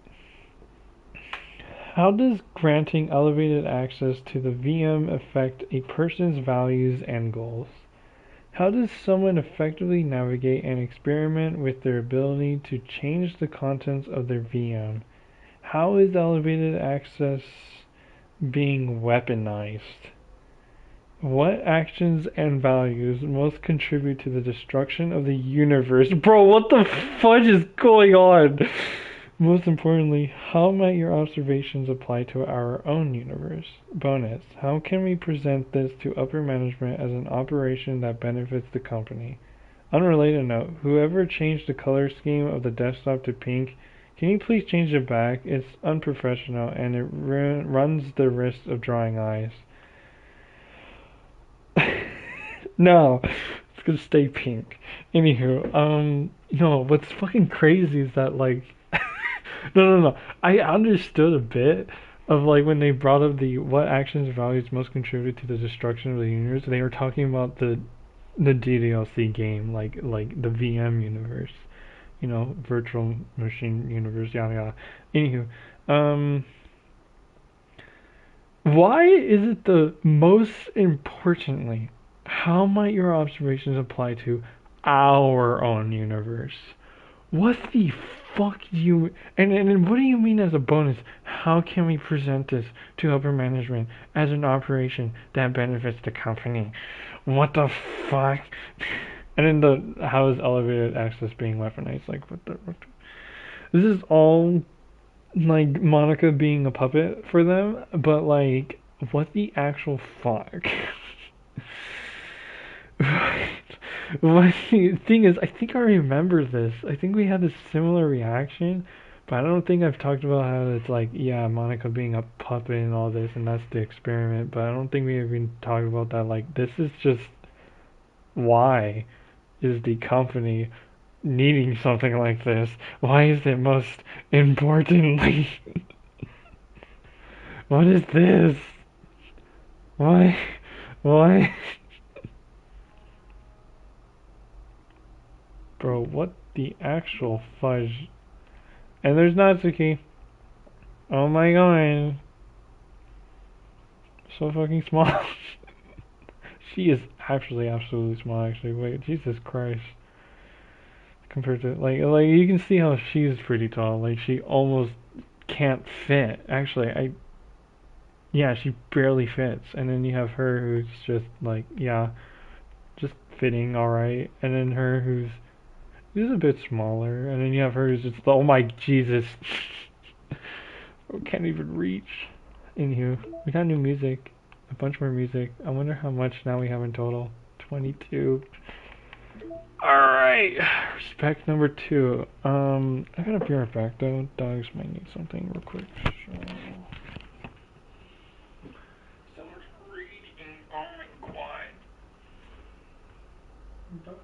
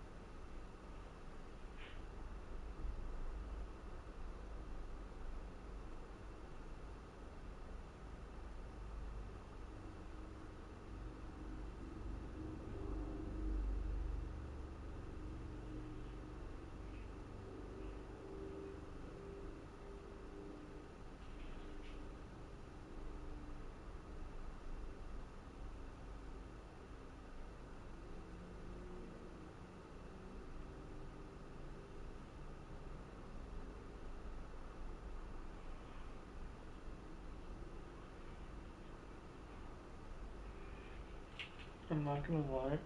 I'm getting kinda hungry. I don't know if it's all the reading. I mean, to be honest, all I've ate today is 2 protein bars and potato. that is all I've ate today, and I woke up at 9 o'clock. So yeah, I think I do need to eat something. It's just I don't know. I mean, there's beans. There's beans. I got beans on the pan somewhere. This sucks. Why is Monica such a jerk, bro? Why are they such jerks to each other, huh? She should be grateful that I even joined her stupid club. It's not like she can find any. Damn, bro! What the what? Monica's usually really nice. She cares so much about everyone in the club being happy. Yeah, right. Yeah, right. Well, she usually does. Maybe when she's not busy being so judgmental. So, what if I'm into manga? Why can't just one person accept that, instead of being so condescending about it? I accept it. I think it's cute. Oh, come on, that's condescending too. I'm sorry, I didn't mean it like that. I just want to support you. Natsuki sighs. I know, thanks. It just really sucks. Do you want me to talk to Monica? I don't know. It's not like it's gonna change her opinion of me.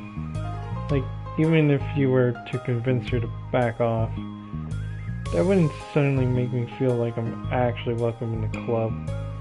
I should just find another club. Wait, you don't have to do that. We can figure this out, please.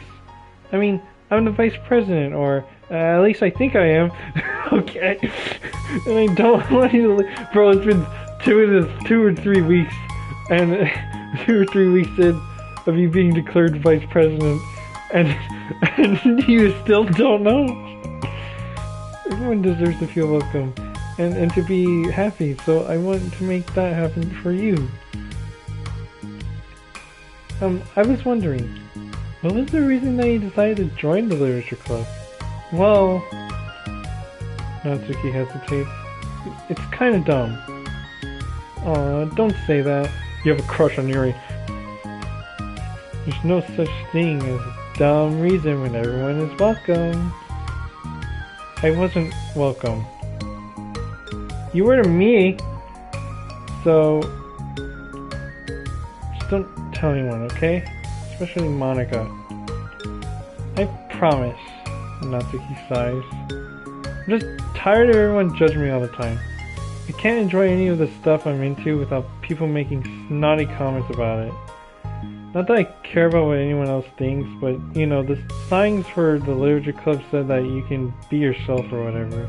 So I decided it was at least worth a shot. But that was a lie, apparently. Natsuki dejectedly kicks the toe of her shoe against the wall. Oh, and I like writing too. Really? How come you didn't say that to Monica? Because she's being so judgmental that I didn't. Just want to tell her something she wanted to hear. God, you're so sensitive. She didn't deserve that kind of sensitive. This is why I hear her out. This is why I hate it. If she knew I was into writing, then she would just be like everyone else and try to push me away from the manga in favor of the more mature thing. The assumption is insane, but you know what? I actually kind of see that too. The two of them remain silent for a while. Sarai understands that it's out of the question for Natsuki to return to the club room for today at least. Natsuki has a reason for wanting to join the club, just like everyone else. It's part of the club vision for her to be welcome. You deserve to express yourself as much as everyone else does. That's supposed to be what the club is for. So, I'm going to do everything I can to fix this. I promise. It's lunchtime the next day. cafeteria and the hallways are bustling with students rushing to meet with their friends and make the most out of their limited break time, as the hallways are just empty with nothing. Where could she be? Among them is Monica, who always eats lunch in her classroom, but she has some additional business today. Fearing Natsuki would avoid coming to the club, Monica decided to try to find her during lunch so that she could make amends. After searching for an extensive time, Monica finally spots her. Despite her short stature, Natsuki's bright hair helps her stand out from the crowd. I'd imagine. Oh gosh. Suddenly feeling awkward, Monica is afraid to get closer. Natsuki is with some friends who Monica doesn't recognize, and they're all energetically chatting together. It would be really tactless to just interrupt them. Yo! Why? What the? I don't remember this, I'm not gonna lie. Friend of one. Oh yeah, did you end up joining that literature club or what? Huh? Of course I joined, why wouldn't I? Friend two. Huh. I told you she would join. Come on, you know she only joined because you wouldn't stop giving her crap about the anime club. I told you I never even wanted to join that stupid club. Oh sure. Well, you have to give her some credit for at least making an effort to finally grow past that trash. True. Well, congrats on finally graduating middle school, Natsuki. We're proud of— What the fuck? Shut up. Let me do my thing. Just joking, you know, we love you. You know what's crazy? It's not that far off, technically speaking. If you were to put it in equivalence to the education system, I think they have, to ours, she's a sophomore, and we're all juniors in this current time, I'm pretty sure. I think. In the side stories, I think it's still the same. I'm pretty sure we're not a year behind, right? If we're a year behind, then she's a freshman. Then it makes sense. Yeah, once the literature club makes you a famous writer, we'll be the first ones to buy your book. What are you gonna buy her? Smutty fan fiction? Well, obviously I want a signed copy. That was like years ago. You don't think? Okay, I didn't read that fully. I didn't see what that said. It was like years ago. You don't think I've grown out of it by now? Insane. I told you I was joking. Besides, it's a good reminder of how far you've come since then. Okay. Not to mention, you couldn't have done it without us. That gives us a pass to joke about it. Yeah, sure. They grow up so fast, it brings a tear to my eye. Natsuki suddenly bounces in Monika's direction, prompting Monika to quickly turn away and distance herself. What the heck? That was horrible. I should have said something to defend her. Why do I have to be so conflict avoidant? Not that I deserve to say anything. I'm hardly better than them after the way I treated her. I'm so awful. I'm not doing anything right. After school ends, Monika distractedly makes her way to the club room. She finds Yuri already inside, eyes on a book as usual. Monika picks a desk and slumps into it, something she seems to be doing rather often lately. Yuri, I don't think I can be club president. Bruh! I suck at handling anything that doesn't go like exactly my way. Yuri looks up from her book.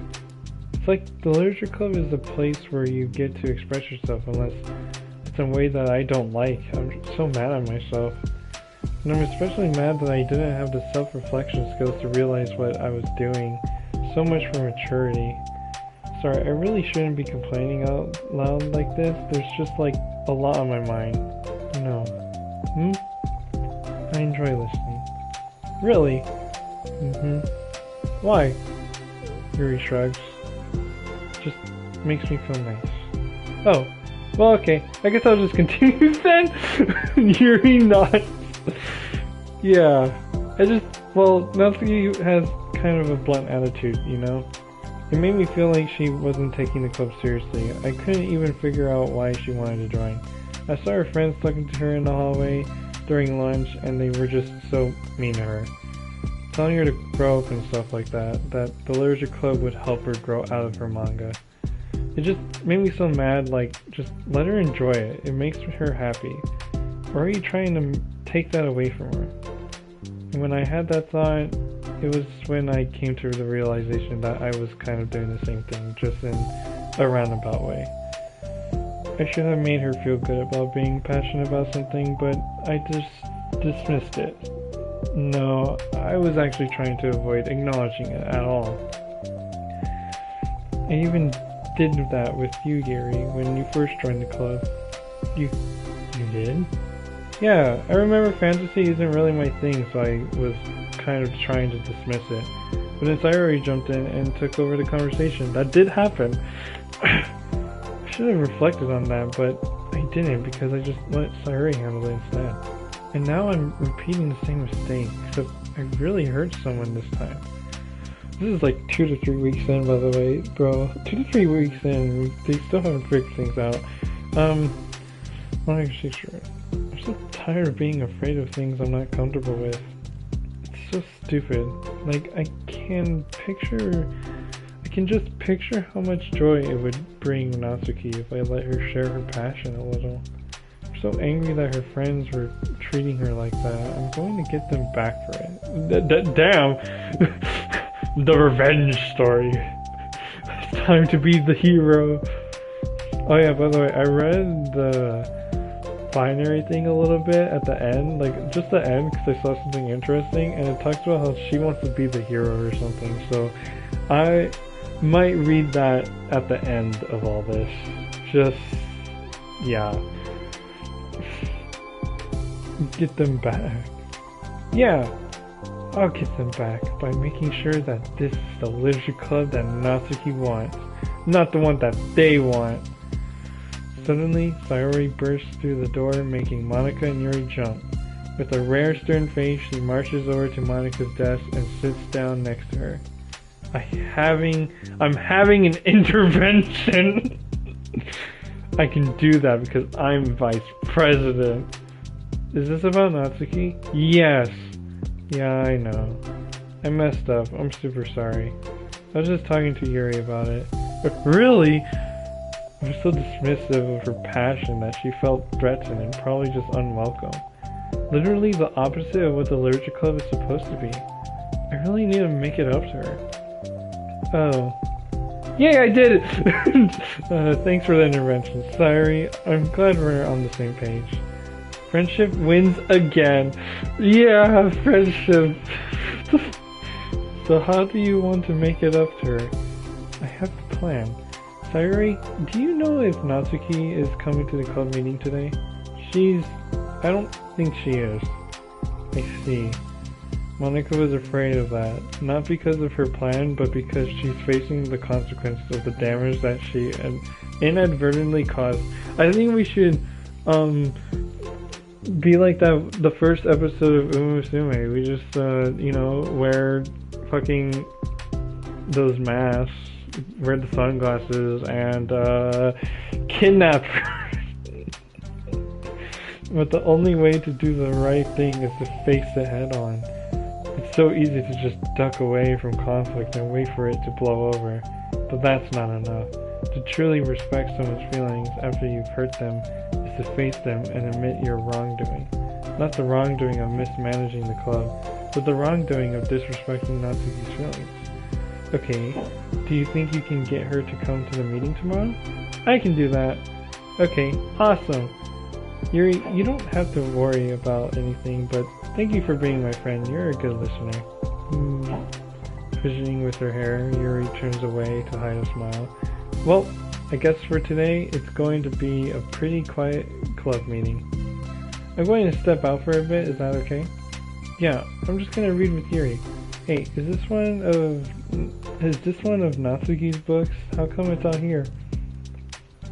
Sayori picks up a manga that was resting on an adjacent desk. Oh, that's Natsuki probably just left it out by accident. But I thought she hasn't been coming to the club. Actually, Monica's been... Okay, Yuri, I'm sure it was just someone else who was using this costume then, okay? Monica smiles at them both. Then, with a wave, she exits the club room. Insane. Nah, bro, you like the freaking... So, it's getting dark, by the way, so I'm going to turn on the light. Alright. The heck was that? Was that a dust ball or was that a bug?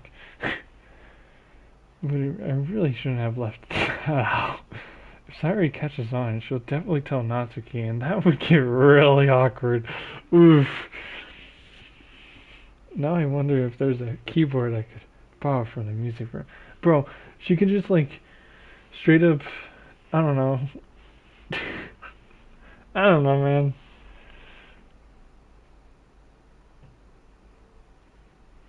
I also gotta remember that they're at the very start of this whole side stories. We do in fact exist in this world.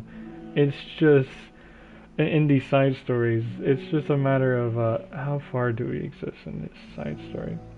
Next time for the next club meeting has already arrived. Also, why is she getting a keyboard? I'm assuming not for. Is it like typing or is it music keyboard? I want to assume typing because I don't think she's getting into piano just yet, right? Or is she? Monica and Yuri are the first to arrive. I'm so worried. Do you think Sayuri is going to be able to bring Natsuki? Yes. How do you know? Well, she's Sayuri. Yeah, it's either she doesn't convince them or she fucking kidnaps them. You know, you're right. Time slowly passes. Monica sits, then stands up to pace around, then says again, oh, what the hell?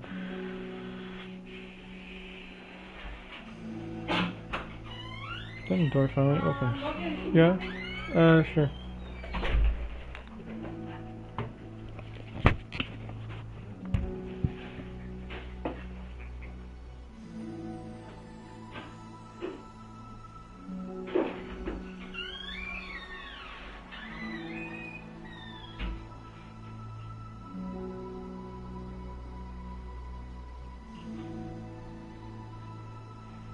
Back it up. Back it up.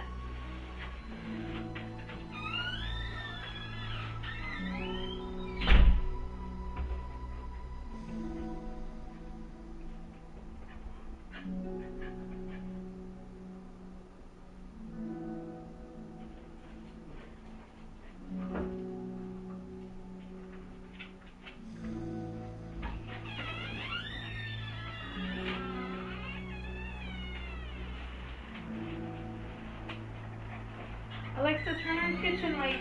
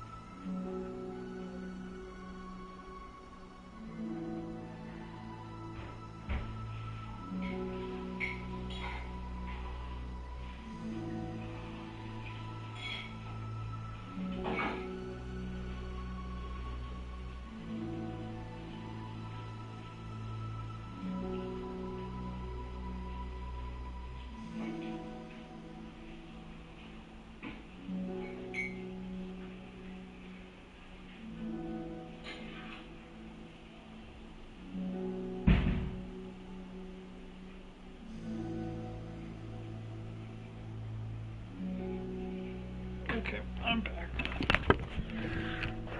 Saori marches inside. Marching, I see. Behind her, Natsuki shovels inside, nervously looking around the room. We're here! Welcome back! Monika, the club president, stands up and greets them with a smile. Saori picks a desk and takes a seat.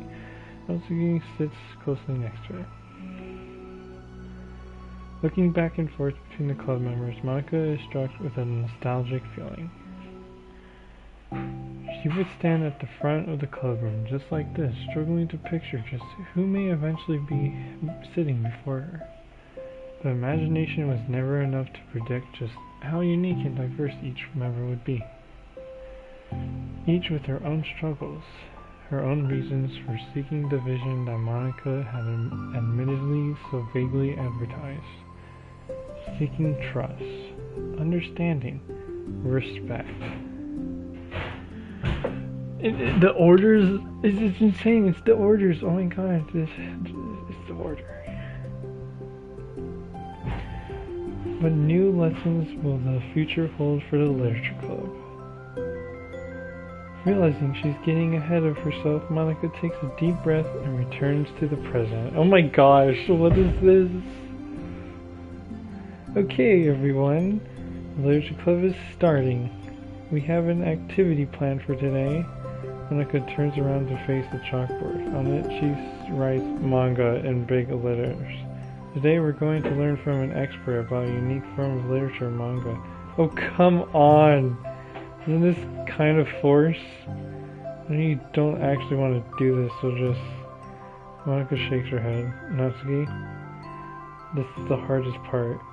After making it this far, it would be so easy to just smile and move on. But that's not enough. Not this time. I'm sorry. It was wrong of me not to take you seriously when you were kind enough to show interest in my club. I thought about it and I realized how biased I was against manga. It caused me to disrespect you and I'm sorry. But I think you deserve to be able to share your passion with us. So I can make it up to you. Well, thanks, but... I know you're only doing this because Sayuri told you to. Wait, that's not true. Monika planned this all by herself. I didn't even get a chance to talk to her. I was witness to that as well. This is the literature club. The literature club is a place where everyone gets to be themselves. We all have our interests and our differences.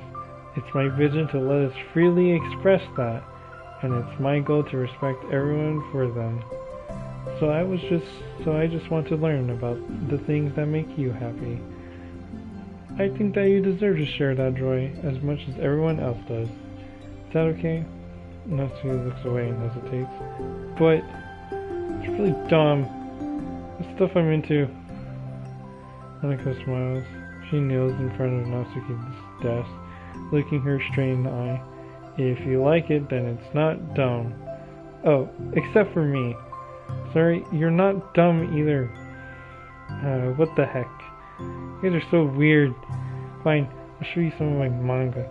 Only because you admitted that it's literature after all. She stands up. Oh, yeah, I didn't say this before, but I'm actually into writing too. I'm kind of a pro. But I didn't want you to like me just for that. Wow, really? I really did have you all wrong, Natsuki. Yeah, whatever. Today's not about that anyway, right? It's about manga, so I hope you're ready. Oh my god. Bro, what? A week has passed since Natsuki returned to the literature club. Since then, the club activities have been in full swing. Each club member had received a day in the spotlight to share all of their favorite kinds of literature with each other. As another meeting draws to a close, Monika approaches Natsuki on the way out. Natsuki, are you in a hurry home or anything? Me? Not particularly, why? Oh, there was just something that I wanted to show you, if you had a few minutes. Sure, what is it? It's not in here. Can you follow me to the music room? The music room? Why? Well, you'll see. Bruh. The instigation. The instigation! or was that, or what is it called? It's an initiation. That's what it is. You know, I was thinking back when the club was just me and Sayuri. We would talk about how we envisioned the club to turn out. So she does start getting interested in piano, perhaps in this moment. I thought it was. You know what? I don't even know. We cared a lot about it being a place where people could express themselves. And she said something strange to me. Said that I was trying to make the club that I needed myself more than anyone. But I think it wasn't until you joined that I fully understood that. Because you really taught me a lot about myself. Like things that I was probably always too stubborn to admit. Oh, come on. You can't mean that. I didn't even do anything. Just like brought a bunch of manga and I got fussy when I didn't have my way. It was really stupid of me to make such a big deal out of it. No, I honestly needed it. If you didn't express that you were hurt, I would never have realized that I did something wrong. Besides, your feelings are valid. Valid! They deserve to be heard and respected. It's just really hard to feel that way sometimes. You know, like, I really shouldn't care about what other people think in the first place. When you're just criticized by everyone around you for being a certain way, it can get really hard to just brush it off. And it makes me start to feel like I'm the problem. Damn. Okay. And it's like, I'm not doing enough to please everyone else. Am I being too entitled if I just want people to like me without me having to hide a bunch of stuff about it? Okay, you know what? This is like a first coming to this about Natsuki, because in Natsuki's route, this isn't really disclosed at all. This is a first, it coming out like this, so that's interesting. I don't think I am. I just wish that sometimes people would try to appreciate me for who I actually am. As Monica listens, she recalls vividly how Natsuki friends were treating her, and now naturally they did so. Huh. How long has she been fighting against that, refusing to change for others? I need water.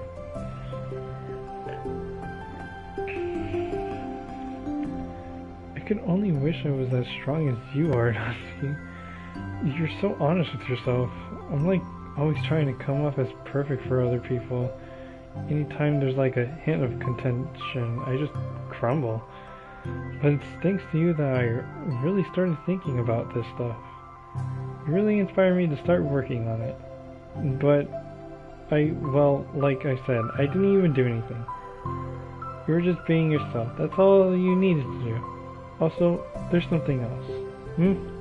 Monica takes a breath.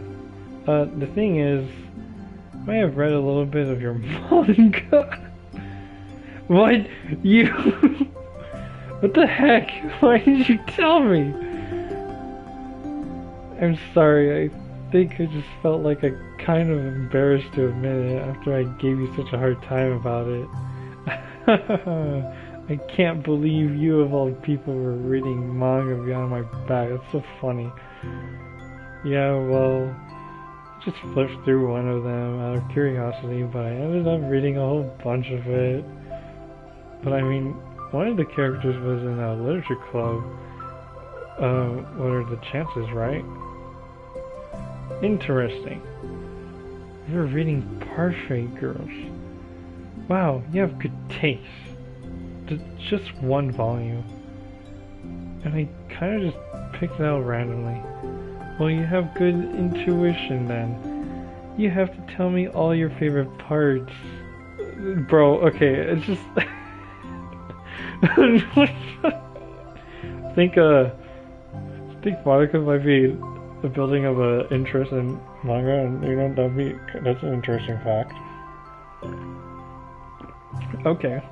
I guess Monica could considerably enjoy manga. Alright. But I think it was some kind of weird fate.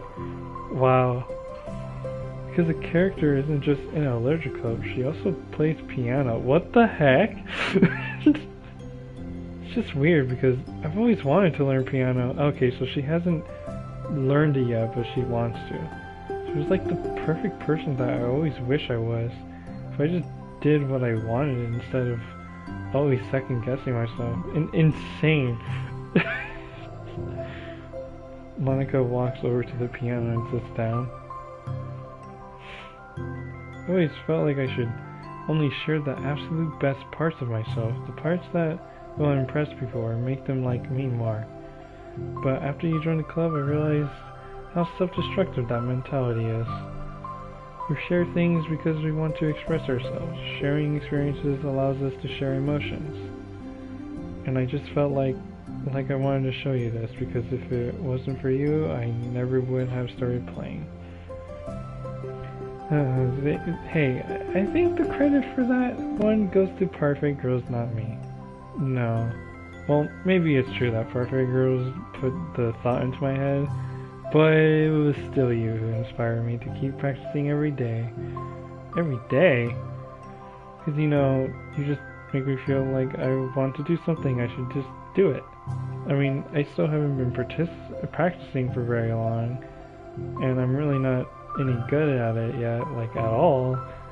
But I wrote a song for the club, and I worked really, really hard on it. It doesn't have any words or anything, but, well, yeah. They're gonna hit us with the... Yep. Oh no, this one's different. It started off kind of the same, but no, it's different.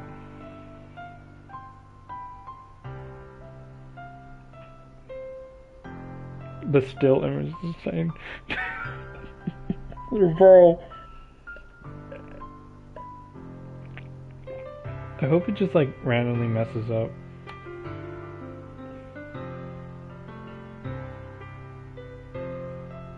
Whoa.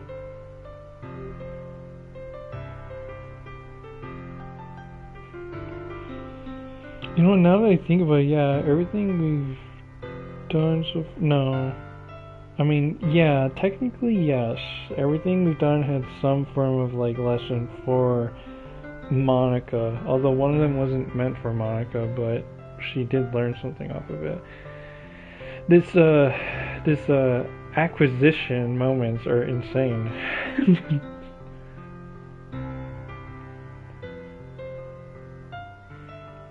I love the still image switches. This is bro. so oh my god. Bro, what the fudge?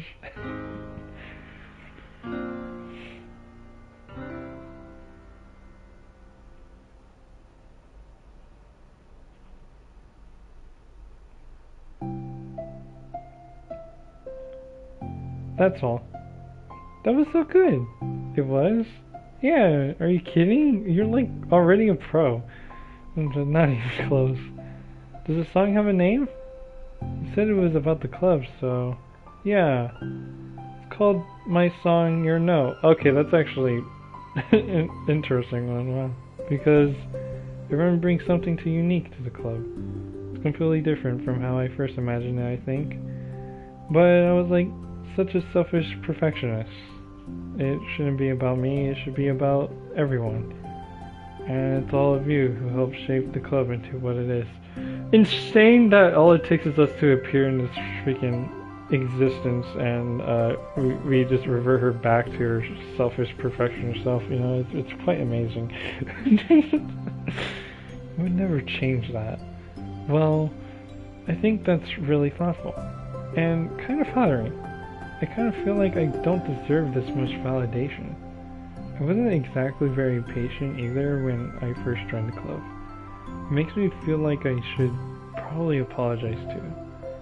I think I was just really fed up with a lot of things, and I got frustrated after not getting my way in the club. So yeah, I really didn't mean to take it out on you. I was being really immature. If you get my stubborn butt to apologize, I guess you're doing something right. Bruh. It's fine. I'm past it too. I think we're already even. But it's really sweet that you were thinking about it. It takes a lot of maturity to reflect on that kind of thing. Well, the pauses throw me off so hard. Like, bro. Well, I wonder who I got it from. Oh, never mind. Well, anyway, we're even as long as you let me keep my manga in the club room. You did admit that it's a form of literature. Totally can't take that back now. You got me. The closet's all yours. I'll tell you what. I'll bring in a little something for the club tomorrow. I want to do something nice in return. What kind of little something? Oh, you'll see. But I don't think you'll be disappointed.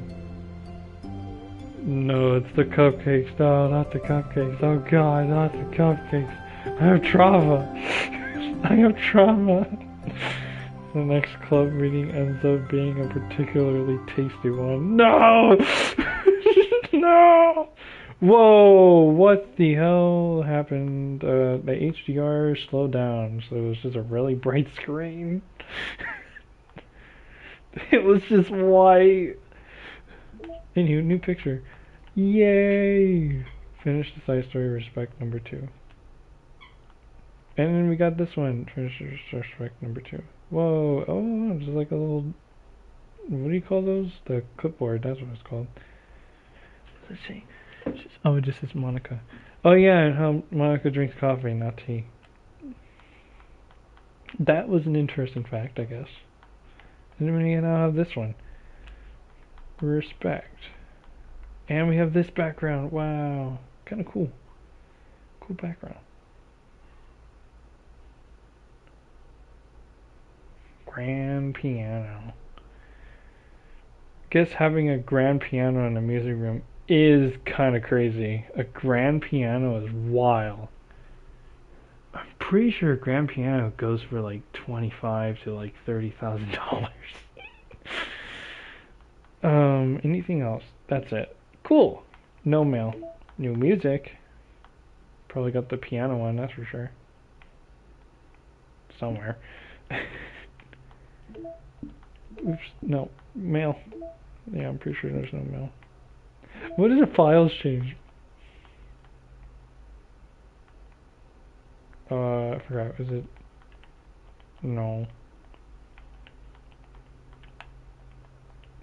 I forgot.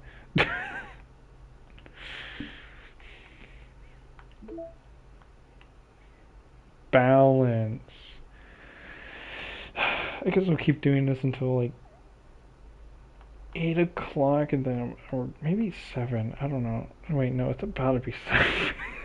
Guess we'll do this until 8 o'clock. And if I don't finish, then damn. Because I feel like I gotta go on a walk. Natsuki! While Natsuki is messing with the orientation of her manga in the closet, Sayori approaches from behind and pulls her into an embrace. What? What? Hi. Hi. The literature club has been in full swing since Natsuki joined. Including her, the club is now comprised of 4 members, Sayori, Natsuki, Yuri, and Monica. Each club member had received a day in the spotlight to share all of their favorite kinds of literature with each other. Natsuki was first and shared her passion for manga, and Sayori shared her love for poetry as well as how she goes about writing it herself. Monica, who has multiple literary interests, decided to focus her day on short stories. And finally, Yuri managed a little help and encouragement from Sayori. After the week has spent on their presentations, Monica decided to give the club members this next week to freely explore each other's literary interests. Sayori, having spent most of her time in the club so far with Yuri's fantasy books, is rather excited to begin her journey into Natsuki's manga collection. I want to read with you today. Oh god. Tell me which one I should pick. Well, that depends on what kind of stuff you like. I mean, there's like romance, drama, comedy, mystery. I like all those things, Sayori reaches out and pulls a random book from the shelf and inspects the cover. Shouldn't this girl be wearing more— what the the average freaking manga cover, yes. Especially in the 2000s and 2008 and 2012. You wouldn't like that one. What was that one? Wait, what was it? Wait. It could have been normal. It could have just been like just a cover.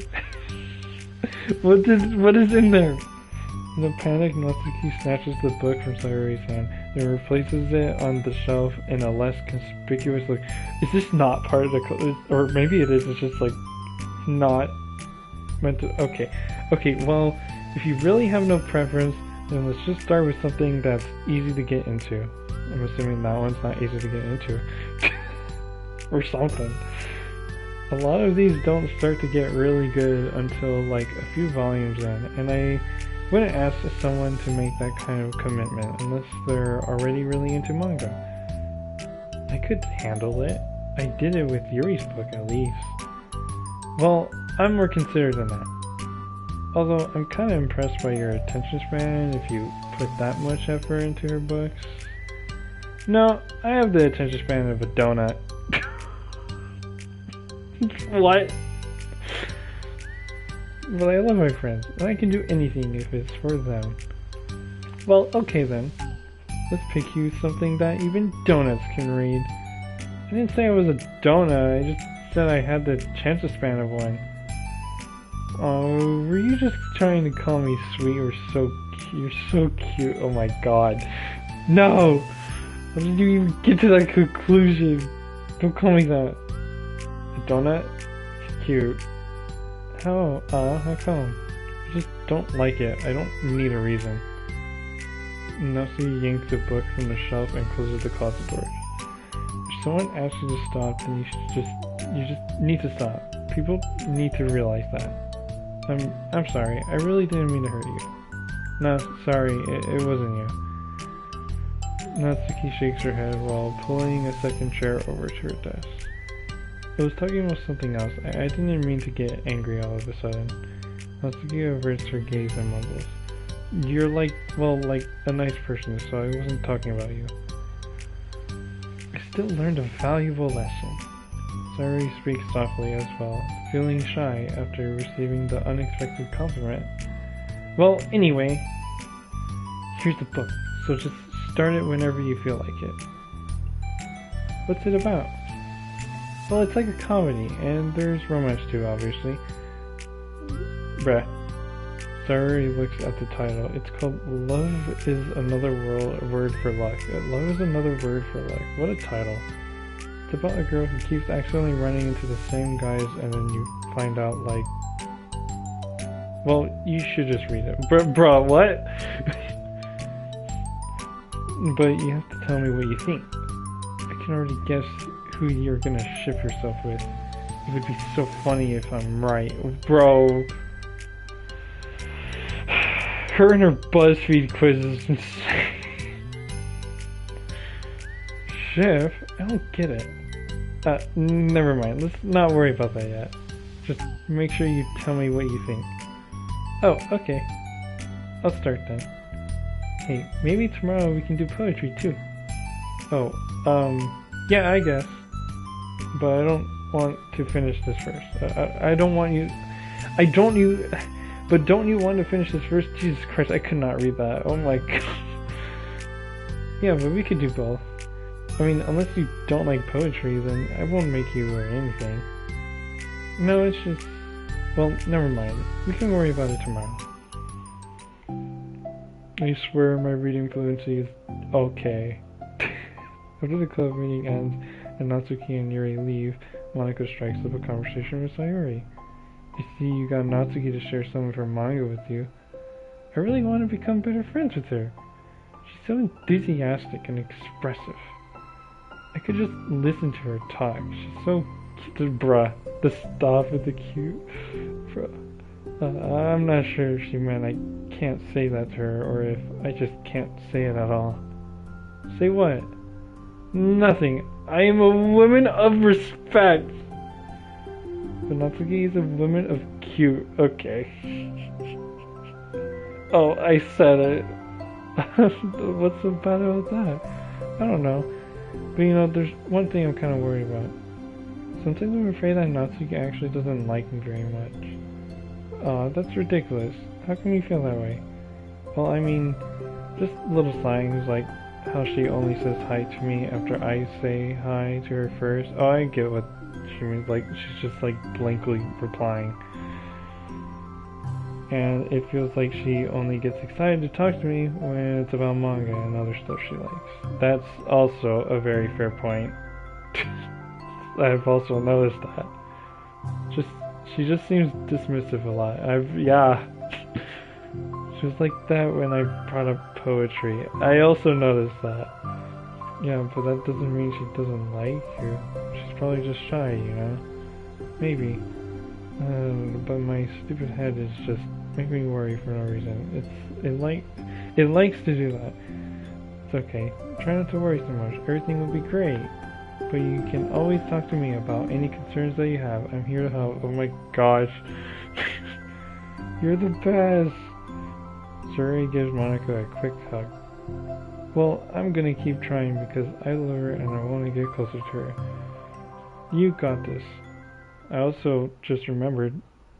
Yeah, she's the hug monster. She's a monster. She's a freaking monster. After the next club meeting starts, Sayuri is the last one in as usual.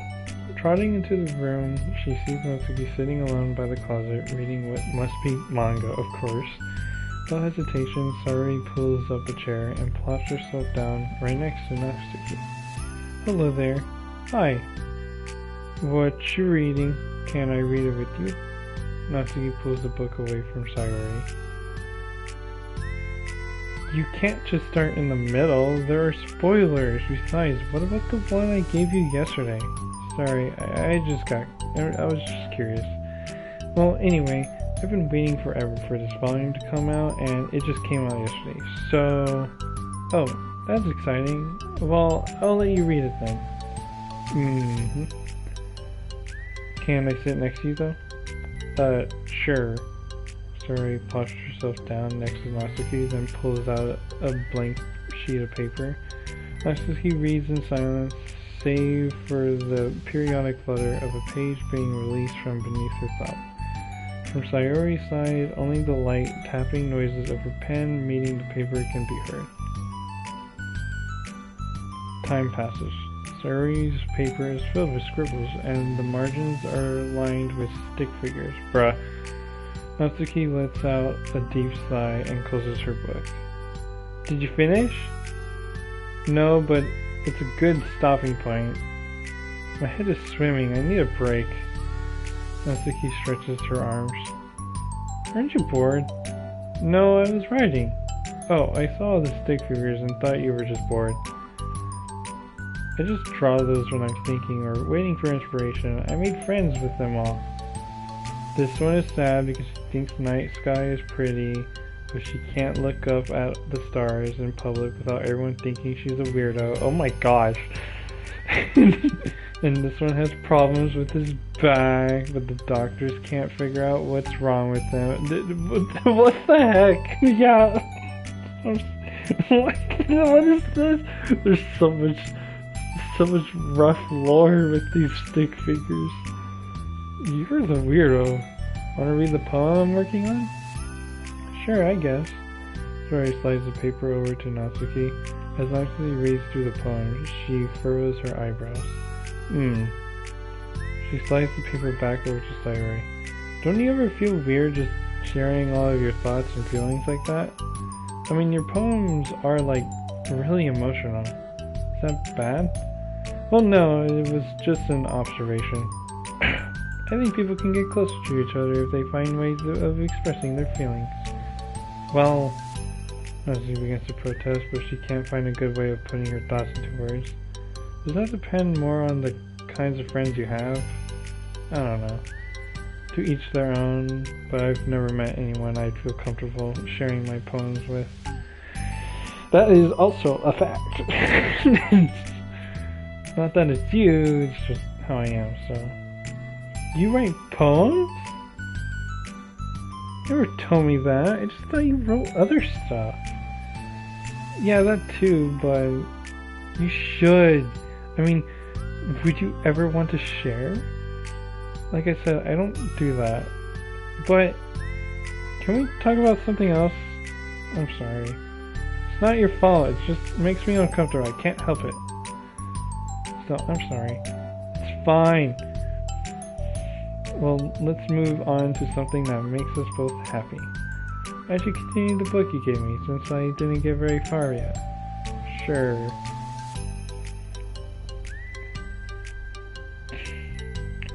Over the next few days, Saori begins each club meeting by approaching Natsuki with unwavering enthusiasm. It's Natsuki! Bro. Okay, the lining got weird for a moment again. I think the PlayStation is having an issue with it. I don't know if it's the PlayStation. Actually, no, I think it might be the monitor, actually. I think it might be the monitor. I mean, I don't usually get this issue on my computer, so I have no idea, but I mean, this game is really bright.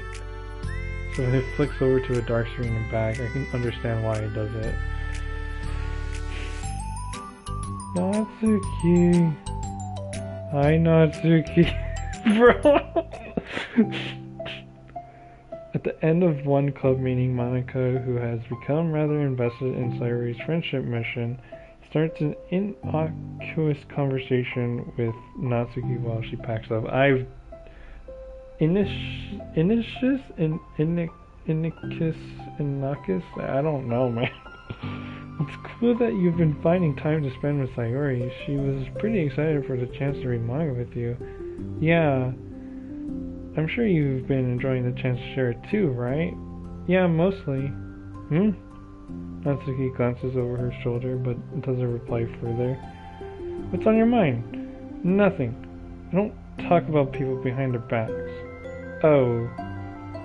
Natsuki falls silent, but she just fidgets instead of getting back to what she was doing as though she wants to say more. It's okay to share your feelings. That's different from talking about someone behind their back. I guess. I just hate when people talk about me behind my back, so I'm better than to do it to others. Monica shares a bright smile. You're really considerate.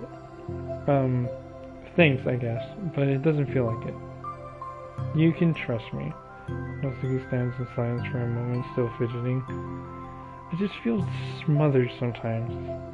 I'm not used to someone being, like, all over me right after we meet. I mean, it's fun to hang out with her, but I just have no control over over the pace. I can't just meet someone and instantly become best friends with them and, like, share anything about myself. That's not how it works. I just want to chill out sometimes. Oh, I didn't realize that was happening.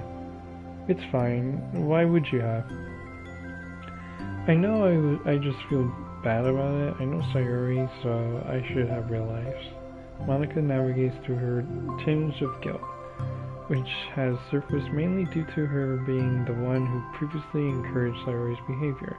Despite not knowing the situation, Monica can't help but feel a little responsible. Do you want me to talk to her about it? No, I wouldn't like that. Well, I don't know, I could like divert her into another club activity for you or something. No way, that would be so underhanded and mean. Sorry, I didn't think that one through. Jeez. Besides, just because I complain about it doesn't mean I'm asking for someone to solve my problems for me. True. I'm sorry. I guess I just instinctively want to try to solve problems, even if I haven't been invited to. It's fine. I would talk to Sayori about it, but it would make things really weird between us. I feel like it would make her just constantly be afraid that she's bothering me. I don't know how to just keep things natural. I think if you do a good job expressing all of your feelings, she would totally understand. Sayori really wants to be the best she can be for other people. I think she would actually be happy that you want to improve your friendship with her. Maybe. It just feels so dumb, talking to someone about how to be friends with them. It's just weird and not cool. Monica shrugs. It's the literature, bro. Not this again. The literature club. Then she almost threw a stifled laugh. It's not the cool club. Hey! Oh, sorry. That just tickled me for some reason. Look, I know that you're kind of in a tough spot and that it's hard for you to really express yourself, but you've really demonstrated to me that you're great at self-reflection and critical thinking, even if it doesn't feel like it to you. I think that's the most important part of being able to navigate through these things. So I believe that you'll find the right thing to do. Well, Natsuki instinctively starts to reject the compliment, but she can't find any excuse to do so. Thanks.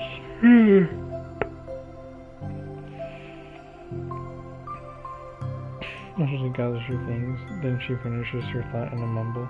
And I'm still glad I joined the club, even if it's weird sometimes. Monika smiles, but Natsuki turns her back and walks away before waiting for a reply. It was an unusual way for Natsuki to express her appreciation, but Monika knew what she meant. It made Monika feel like everything really was going to be okay. I'm assuming that's the end of this one. Yeah, okay. Oh man. So much reading. so much reading, but I feel like I'm actually genuinely learning something about this game. Like, how it all goes. It's just like, bruh. So much reading. I really want to take a break. How long have I been recording anyways? 3... With the addition of the other video, that crash, it's been doing this for 4 hours? 4? It's been 4? And I still have 6 left? 1, 2, 3, 4, 5, and that the last one that hasn't shown up because I need to finish all these.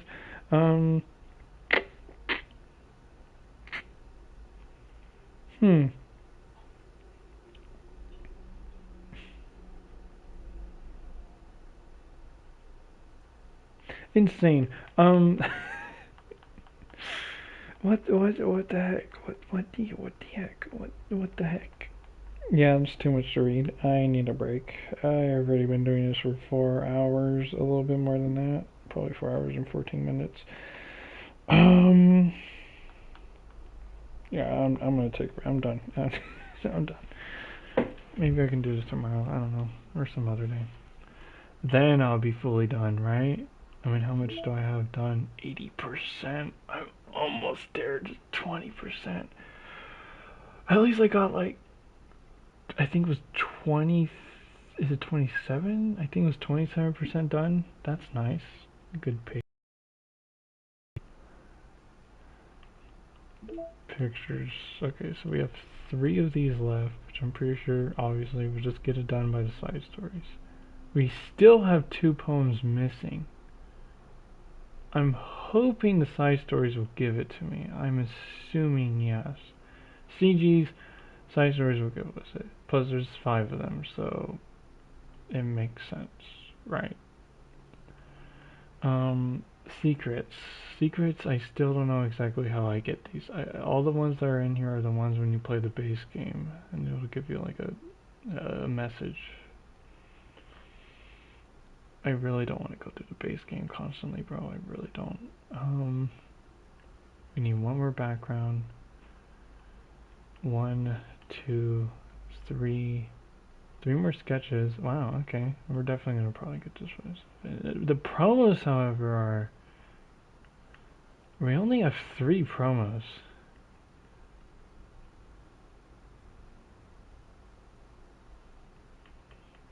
Yeah, I don't know how to... Okay, the promos are different. I don't know how we're going to get the promos.